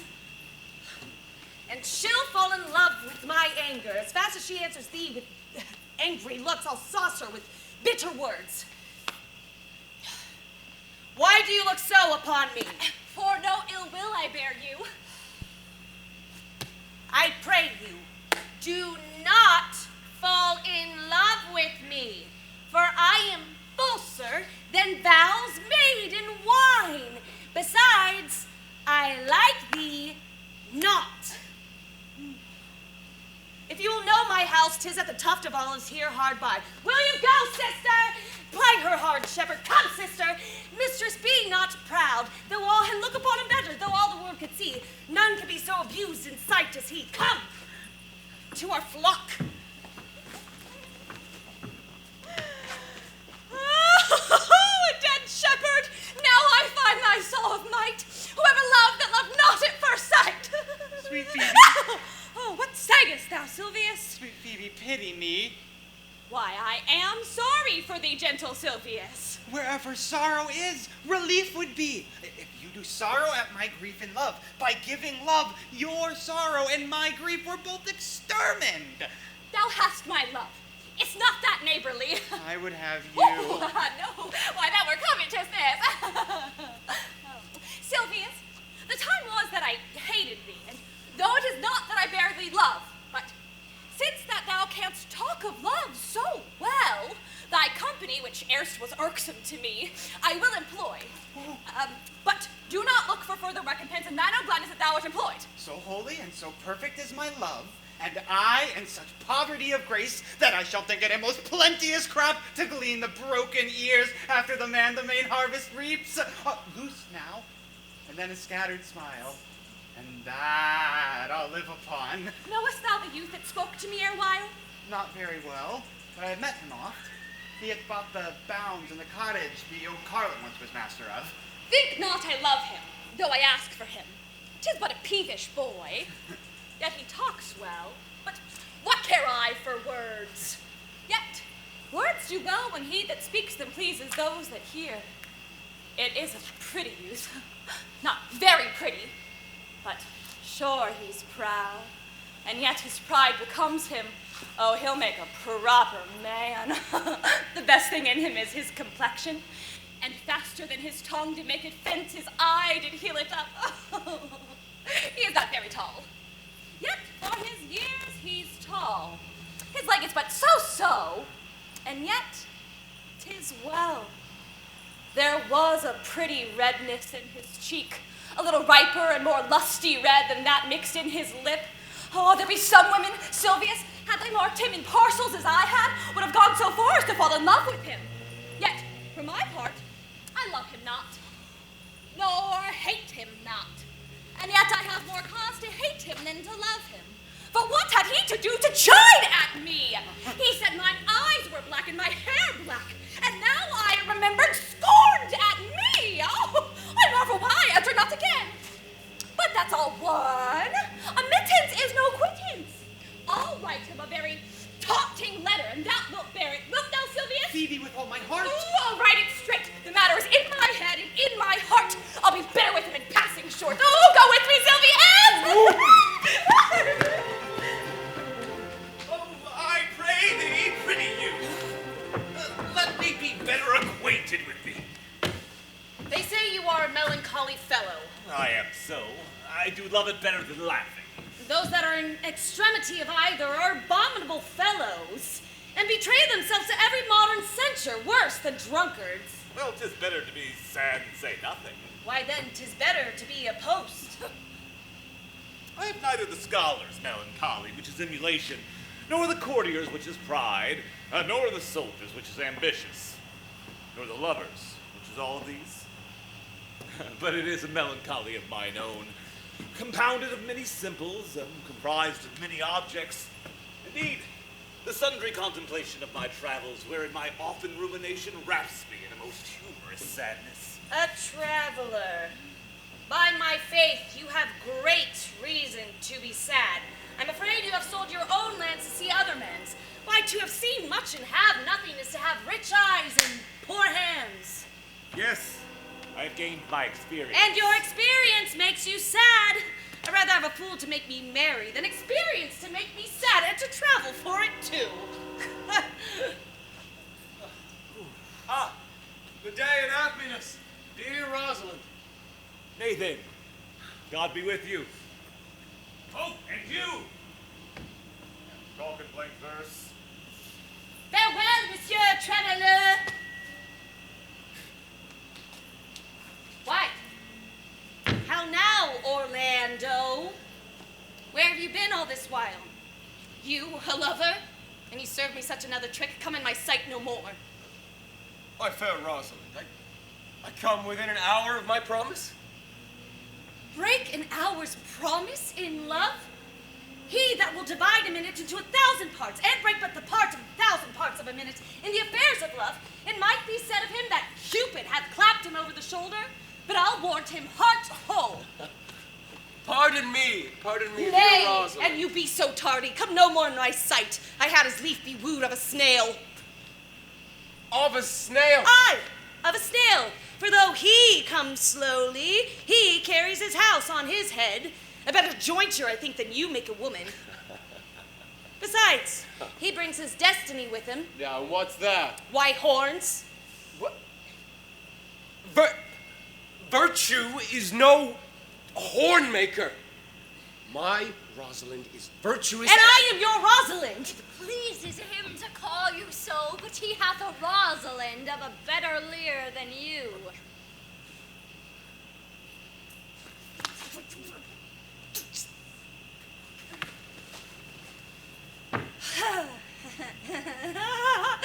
Come, woo me, for now I am in a holiday humor and would like much to consent.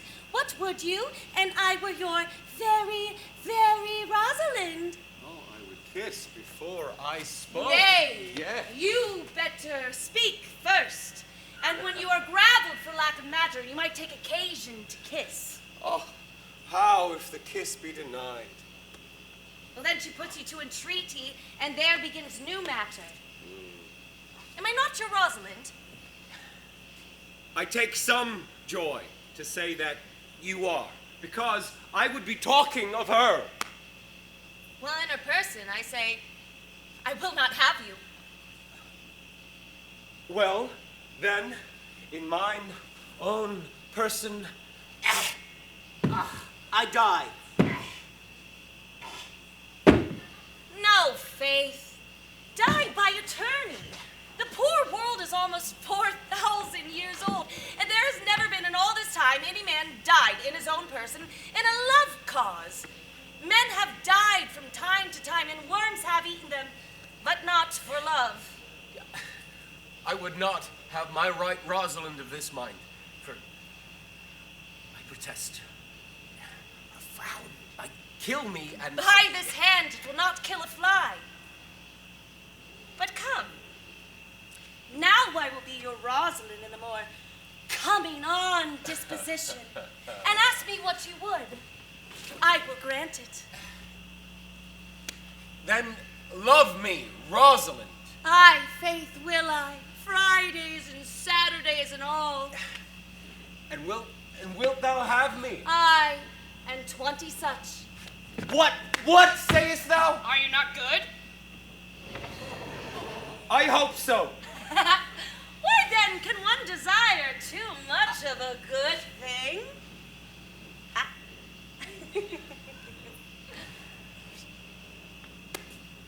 Come, sister. You shall be the priest and marry us. Give me your hand, Orlando. What do you say, sister? Yeah.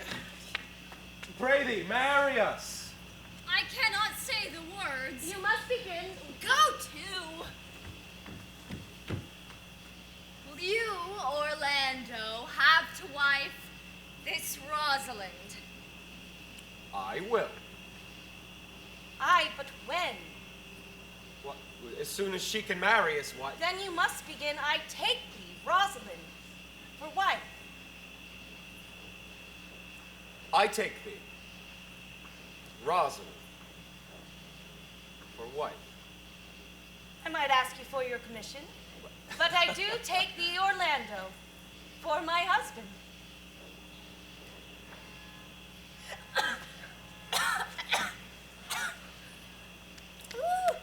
Now, how long would you have her after you possessed her? Yeah, forever and a day. Say a day without the ever. No, no, Orlando. Men are April when they woo, December when they wed. Maids are May when they are maids, but the sky changes when they are wives. I will be more jealous of thee than a Barbary cock pigeons over its head, more newfangled than an ape, more giddy in my desires than a monkey. I will weep for nothing like Diana in the fountain, and I will do that when thou art inclined to be merry. I will laugh like a hyena, and that's when you are disposed to sleep. But will my Rosalind do so? By my life, she will do as I do. But she is wise. Otherwise, she would not have the wit to do this. The wiser, the waywarder. Make the doors upon a woman's wit, and it will out at the casement. Shut that, 'twill out at the keyhole. Close that, 'twill fly with the smoke out of the chimney. A man that had wife with such a wit, he might say, wit, whither wilt? You might keep that check till you see your wife's wit going to your neighbor's bed. And what wit could have wit to excuse that? Aye, to say she came to seek you there. Oh, you shall never take her without her answer unless you take her without her tongue. Oh, she that does not make her husband's fault her own occasion. Oh, let her never nurse her child, for she'll breed it like a fool. For these 2 hours, Rosalind, I will leave thee. Ay, my dear love, I cannot lack thee 2 hours. I must attend the Duke at dinner. By 2 o'clock, I'll be with thee again. Aye. Go your ways. Go your ways. I knew that you would prove. My friends told me as much, and I thought no better. That flattering tongue of yours won me. 'Tis but one castaway, and so come death. 2 o'clock is your hour? Aye, sweet Rosalind. By my troth, and good earnest, and so God mend me, and by all pretty oaths that are not dangerous, if you break one jot of your promise, or come 1 minute behind your hour, I will think you the most pathetical break-promiser, and the most hollow lover, and the most unworthy of her that you call Rosalind, that may be chosen out of the gross band of the unfaithful. So, beware my censure, and keep your promise. With no less religion than if thou wert indeed my Rosalind. So, adieu.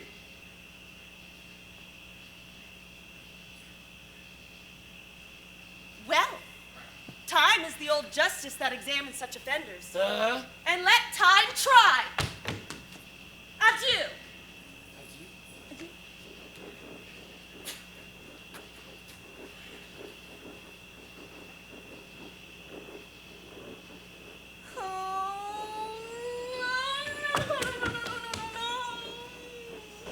You have simply misused our sex in your love parade. We must have your doublet and hose ripped from over your head that the world may know what the bird hath done to her own nest. Oh, cuz, my pretty little cuz. Doth you know how many fathom deep I am in love? My affection hath an unknown bottom, like the Bay of Portugal. Or rather bottomless, that as soon as you pour affection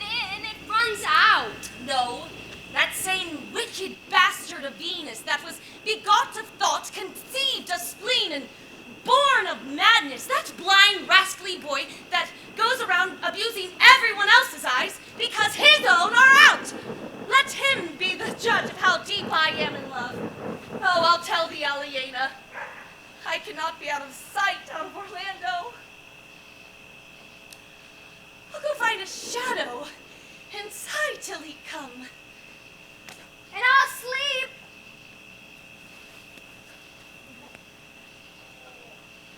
Come on, lads. Everybody's slower than beetle rocks. Come on.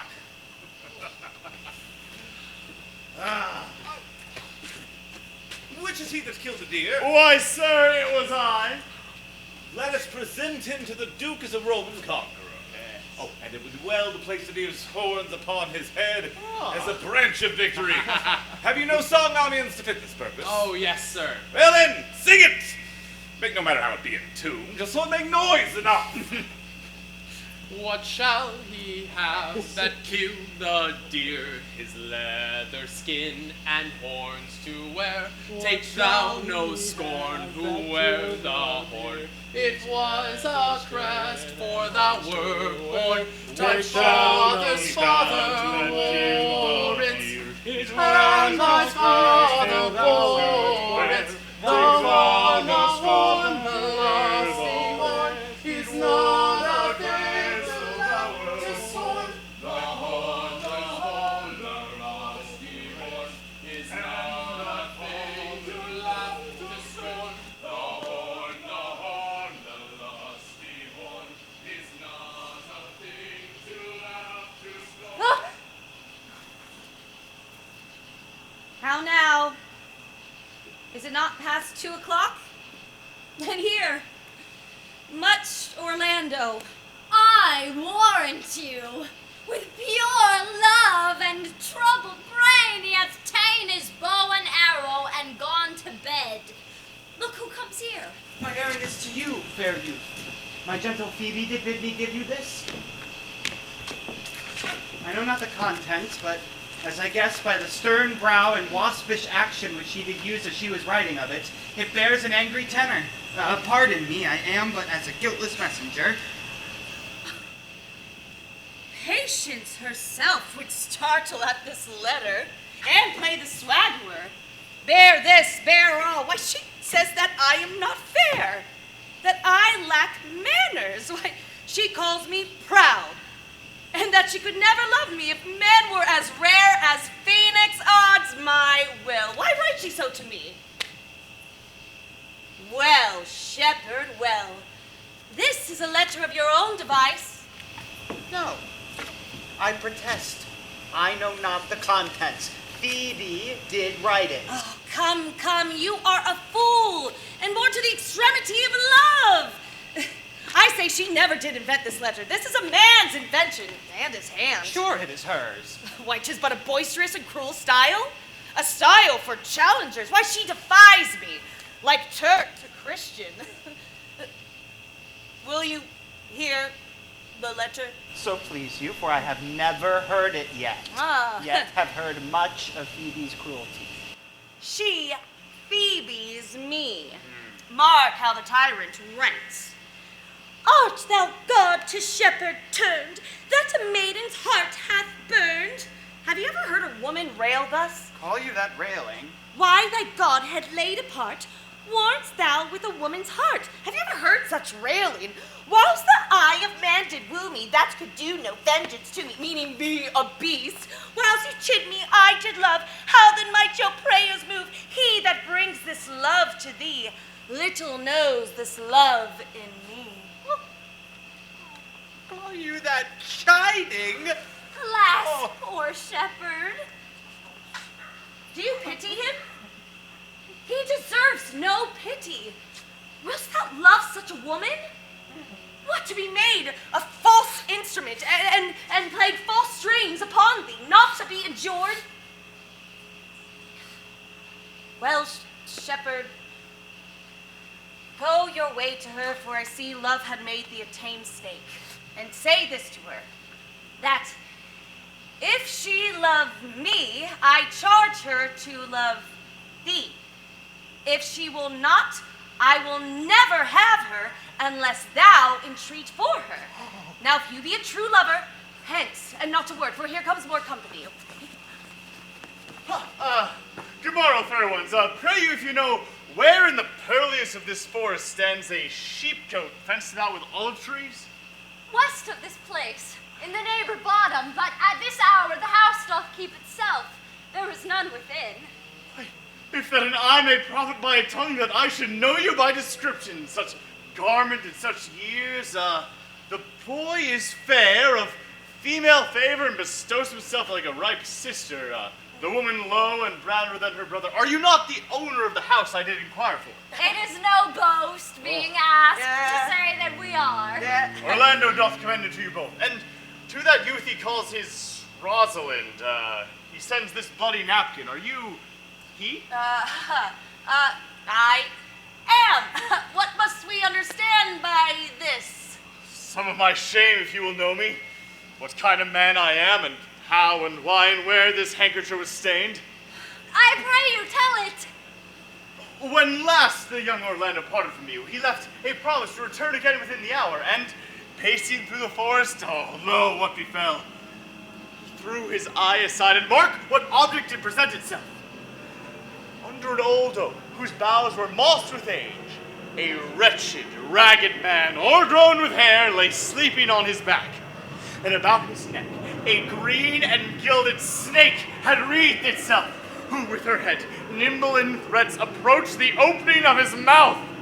But suddenly, seeing Orlando, it unlinked itself, and with indented glide did slip away into a bush, under which bush's shade a lioness, with udders all drawn dry, lay crouching, head on ground, with cat-like watch, when that the sleeping man should wake, for 'tis the noble disposition of those beasts to prey on nothing that doth seem as dead. Well, this seen, Orlando did approach the man, and found it was his brother, his eldest brother. I have heard him speak of this same brother, and he did render him the most unnatural than amongst men. And well he might do so, for well I know he was unnatural. But poor Orlando, did he leave him there food for the hungry and such lioness? Twice he did turn his back and purposed so, but kindness, nobler ever than revenge, and nature stronger than his just occasion, caused him to give battle to the lioness, who quickly fell before him, in which hurtling from miserable slumber I awaked. Are you that brother? Was it you he rescued? Was it you that so oft contrived to kill him? 'Twas I, but 'tis not I do not shame to tell what I was, since my conversion so sweetly tastes, being the thing I am.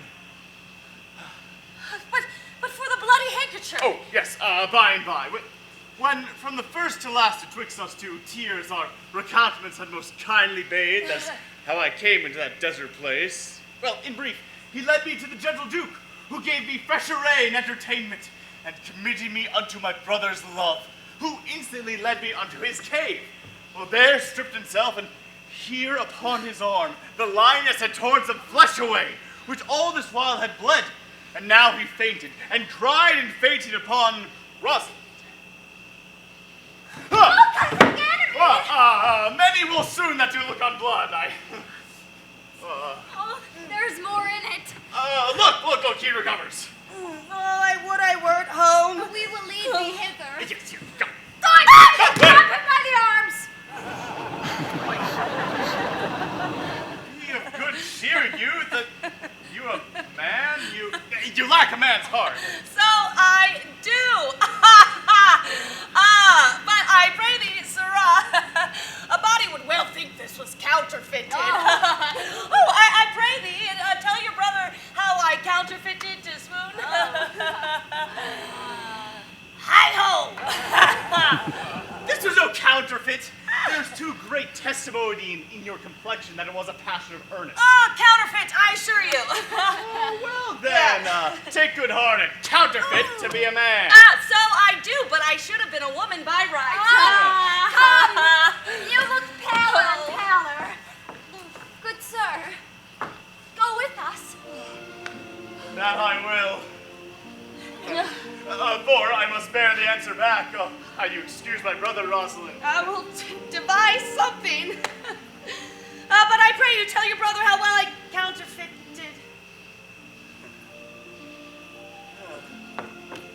Will you go? Oh, yes.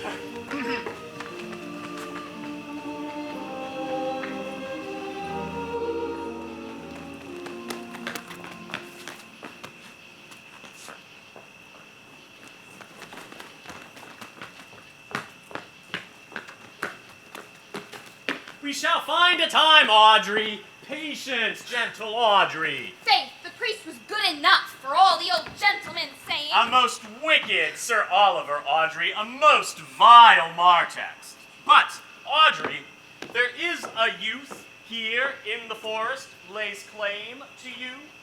I know who 'tis. He hath no interest in me in the world. Here comes the man you mean. It is meat and drink with me to see a clown. By my troth, we that have good wits have much to answer for. We shall be flouting, we cannot hold. Good even, Audrey. God give good even, will ya? And good even you, sir. Good even, gentle friend. Cover thy head. Cover thy head. Nay, prithee, be covered. How old are you, friend? 5 and 20, sir. Oh, ripe age. Is thy name William? Will I am, sir. Wast born in the forest here? Aye, sir, I thank God. Thank God! A good answer. Art rich? Faith, sir, so-so. So-so is good. Very good. Very excellent good. And yet it is not. It is but so-so. Art thou wise? Aye, sir, I have pretty wit. Oh, aye, thou sayest well, but I do now remember me a saying, the fool doth think he is wise. The wise man knows himself to be a fool. Do you love this maid? I do, sir. Give me your hand.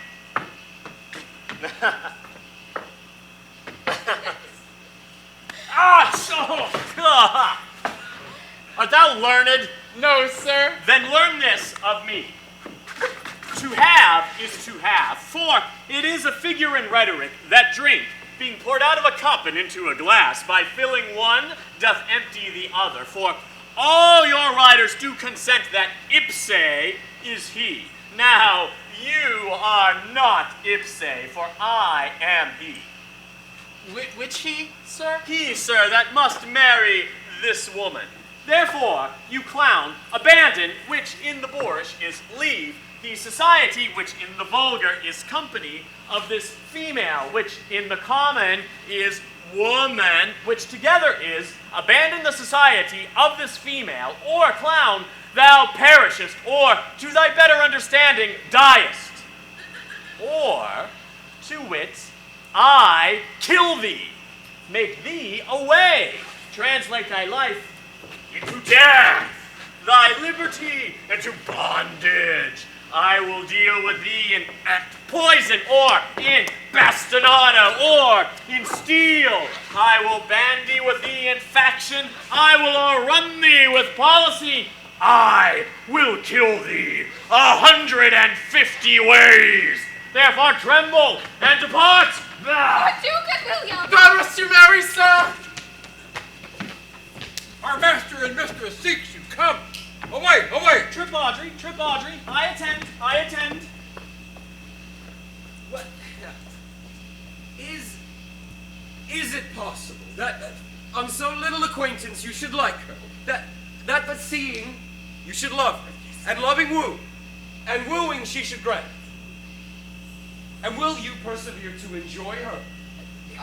Neither call the giddiness of it in question the poverty of her, the small acquaintance, my sudden wooing, nor her sudden consenting, but say with me, I love Aliena. Say with her that she loves me. Consent with both that we may enjoy each other. It shall be to your good, for my father's house, and all the revenue that was old Sir Roland's will I estate upon you, and here live and die a shepherd. Mm-hmm.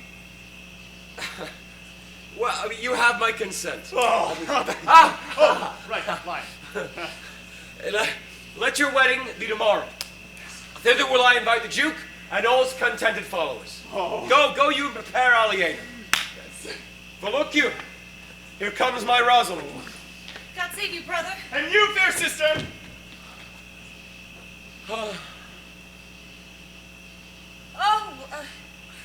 My my dear Orlando, how it grieves me to see thy heart in a scarf.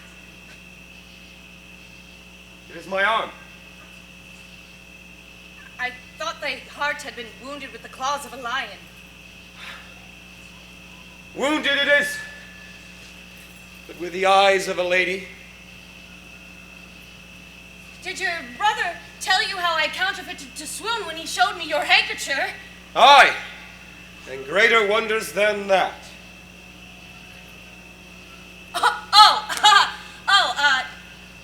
I know where you are. Nay, 'tis true, there was never anything so sudden as the fight of two rams, and Caesar's Thrasonical I came, saw, and overcame. For no sooner did your brother and my sister meet, but they loved. No sooner loved, but they sighed. No sooner sighed, but they asked one another the reason. No sooner knew the reason, but they sought the remedy.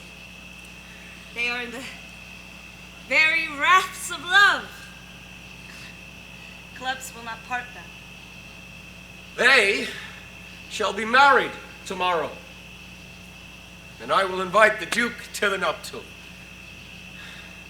Oh, but how bitter a thing it is to look into happiness through another man's eyes. So much the more shall I tomorrow be at the height of heart heaviness by how much I shall think my brother happy in having what he wishes for. Why then can I not serve your turn for Rosalind? I can live no longer by thinking.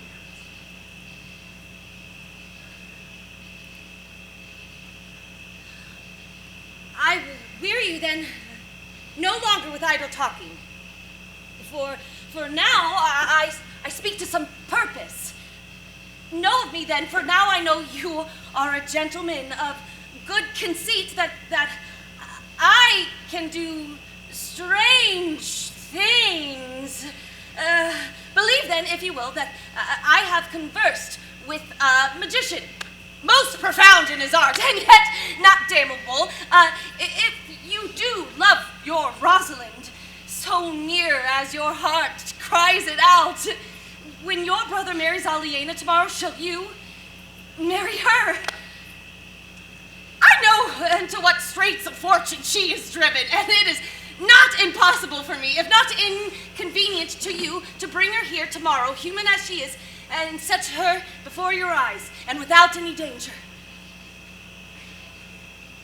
Speakest thou in sober meanings? By my life, I do, which I tender dearly, though I say that I am a magician. So, bid your friends, if you will be married tomorrow, you shall, and to Rosalind, if you will. Look, here comes a lover of mine and a lover of hers. Youth, you have done me much ungentleness to show that letter I writ to you. Oh, I care not if I have. It is my study to seem ungentle and despiteful to you. You are followed there by a faithful shepherd. Look upon him. He worships you. Good shepherd, tell this youth what is to love. It is to be all made of sighs and tears, and so am I for Phoebe. And I for Ganymede. And I for Rosalind. And I for no woman. It is to be all made of faith and service, and so am I for Phoebe. And I for Ganymede. And I for Rosalind. And I for no woman. It is to be all made of fantasy, all made of passion, and all made of wishes, all adoration, duty, and observance, all humbleness, all patience and impatience, all purity, all trial, all observance, and so am I for Phoebe! And so am I for Ganymede! And so am I for Rosalind! And I for no woman! If this be so, why blame you me to love you? If this be so, why blame you me to love you? If this be so, why blame you me to love you? Why blame you me to love you? To her that is not here, nor doth not hear. No more of this, I pray you! 'Tis like the howling of Irish wolves against the moon. Tomorrow, meet, all together. I will marry you, if ever I marry woman, and you will be married tomorrow. I will satisfy you, if ever satisfy man, and you shall be married tomorrow. I will content you, if what pleases you, contents you, and you shall be married tomorrow. As you love Rosalind meet, as you love Phoebe meet, and as I love no woman I'll meet. So, fare you well. I have given you commands. I'll not fail if I live. Nor I. Nor I.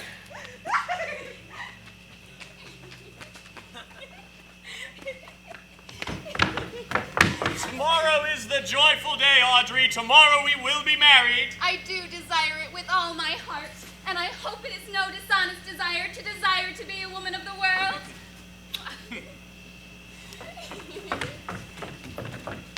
There was a lover and his lass with a hey and a ho and a ha. Me nani hey, me nani no. That o'er the green cornfields did pass in springtime, in springtime, in springtime, the only pretty ring when birds do sing. Hey ding-a-ding-a-ding, hey ding-a-ding-a-ding, hey ding-a-ding-a-ding, sweet love is love the spring. Dost thou believe, Orlando, that the boy could do all this that he hath promised? I sometimes do believe, and sometimes do not. As those that know that they hope and fear that they do. Patience, once more, while our contract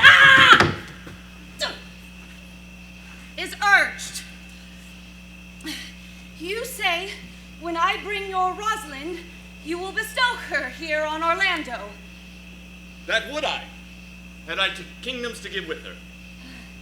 And you say, when I bring her, you will have her. That would I, were I of kingdom's king. You say you will marry me if I be willing? That would I, should I die the hour after. But if you refuse to marry me, you will give yourself to the most faithful shepherd. So is the bargain. You will have her, Phoebe, if she will? Though to have her and death were one thing. Hence I go, to make all these doubts even. I do remember in this shepherd boy some lively touches of my daughter's favor. Oh, here come a pair of very strange creatures, which in all tongues are called fools. Salutation and greeting to you all. Oh, good my lord, bid him welcome. This is the motley-minded gentleman I have often met in the forest. He hath been a courtier, he swears. If any man doubt that, let him put me to my purgation. I have trod a measure. I have flattered a lady. I have been politic with my friend, smooth with mine enemy. I have undone 3 tailors. I have had 4 quarrels and would like to have fought 1. Oh, and how was that taken up? Of faith, we met and found that the quarrel was upon the 7th cause. How 7th cause? Good my lord, like this fellow. I like him very well. Oh, God ill you, sir. I desire of you the like. I press in here, sir, among the rest of the country copulatives, to swear and forswear according as marriage binds and blood breaks. A poor virgin, sir, an ill-favored thing, sir, but mine own, a poor humor of mine to take that no man else will. By my faith, he is very swift and sententious. According to the fool's bolt, sir. But for the 7th cause, how did you find a quarrel on the 7th cause? Upon a lie, 7 times removed. Bear your body more seeming, Audrey. As thus, sir, I did dislike the cut of a certain courtier's beard. He sent me word that if I said his beard was not well cut, he was of the mind that it was. This is called the retort, courteous. I sent him word again it was not well cut, and he sent me word that if I said his beard was not well cut, he cut it to please himself. This is called the quip, modest. If again it was not well cut, he disabled my judgment. This is called the reply, churlish.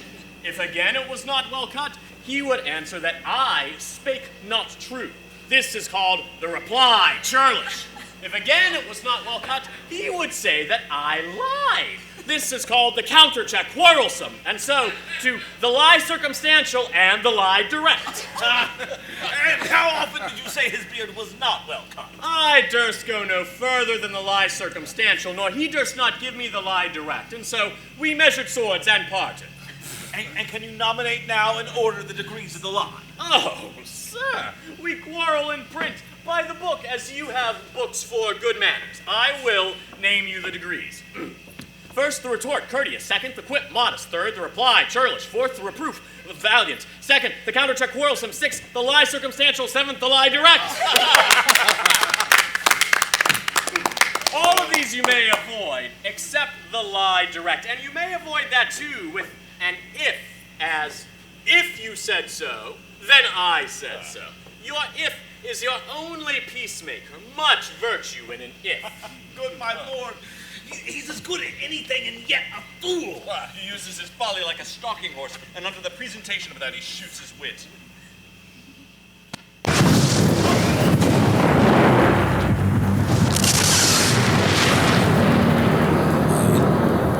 Then is there mirth in heaven when earthly things made even atone together? Good Duke, receive thy daughter. Hymen from heaven brought her, yea, brought her hither, that thou mightst join her hand with his, whose heart within his bosom is. To you I give myself, for I am yours. If there be truth in sight, you are my daughter. To you I give myself, for I am yours. If there be truth in sight, and you are my Rosalind. If sight and shape be true, more than my love, adieu! Peace ho! I bar confusion. 'Tis I must make conclusion of these most strange events. There's 8 that must take hands to join in Hymen's bands, if truth holds true contents. You and you, no cross shall part. You and you are heart in heart. You to his love must accord, or have a woman to your lord. You and you are sure together, as the winter to foul weather. Whiles a wedlock hymn we sing, feed yourselves with questioning, that reason wonder may diminish how thus we met and these things finish.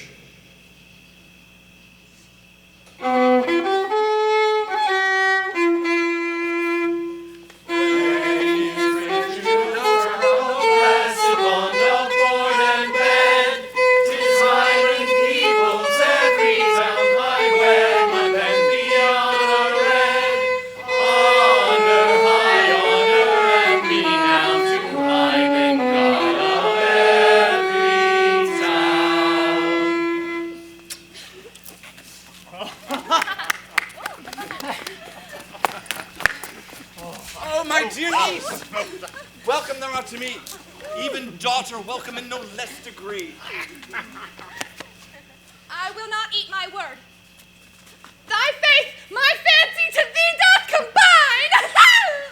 Let me have audience for a word or two. I am the second son of that old Sir Rosalind that brings these tidings to this fair assembly.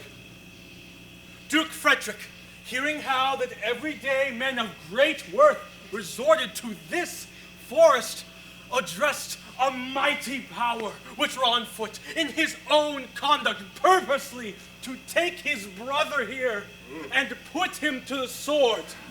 And to the skirts of this wild wood he came, where, meeting with an old religious man, after some question with him, was converted, both from his enterprise and from the world, his crown bequeathing to his banished brother, and all their lands restored to them that were with him exiled.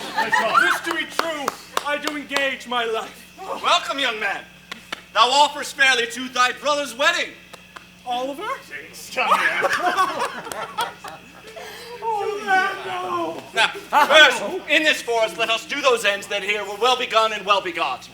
And after, every of this happy number that hath endured shrewd days and nights with us shall share the good of our returning fortune. Meantime, forget this new-fallen dignity and fall into our rustic revelry. Play music, and to you brides and bridegrooms all, with measure heaped in joy to the measure's fall. Oh, sir, by your patience, if I've heard you rightly, the Duke hath grown into neglect the pompous court and put on a religious life. He has? Ha! To him will I. Out of these convertites, there is much to be heard and learned. You, to your former honor I bequeath. Your patience and your honor well deserve it. And to you, your pleasures. I am for other than dancing measures. Oh, stay, Jaques, stay. Oh, to see no pastime, what you will have, I will stay to learn in your abandoned cave. Proceed. We'll begin those rites, as we do trust they'll end in true delights.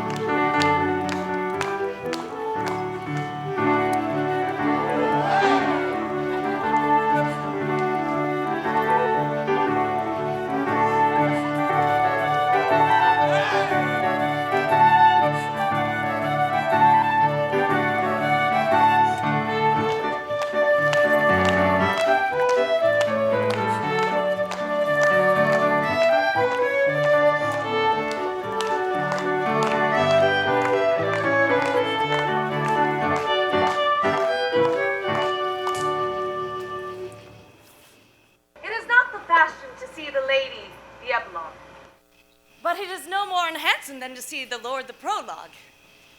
If it be true that good wine needs no bush, 'tis true then a good play needs no epilogue. But to good wine they do use good bushes, and good plays prove all the better with the help of good epilogues. What a state am I in then, that am neither a good epilogue nor cannot insinuate with you on behalf of a good play. I am not fashioned like a beggar, so to beg will not become me. My way is to conjure you, and I'll begin with the women. I charge you, oh women, for the love you bear to men, to like as much as this play is please. And I charge you, oh men, for the love you bear to women, which I perceive by your simpering none of you hates them, that between you and the women the play may please.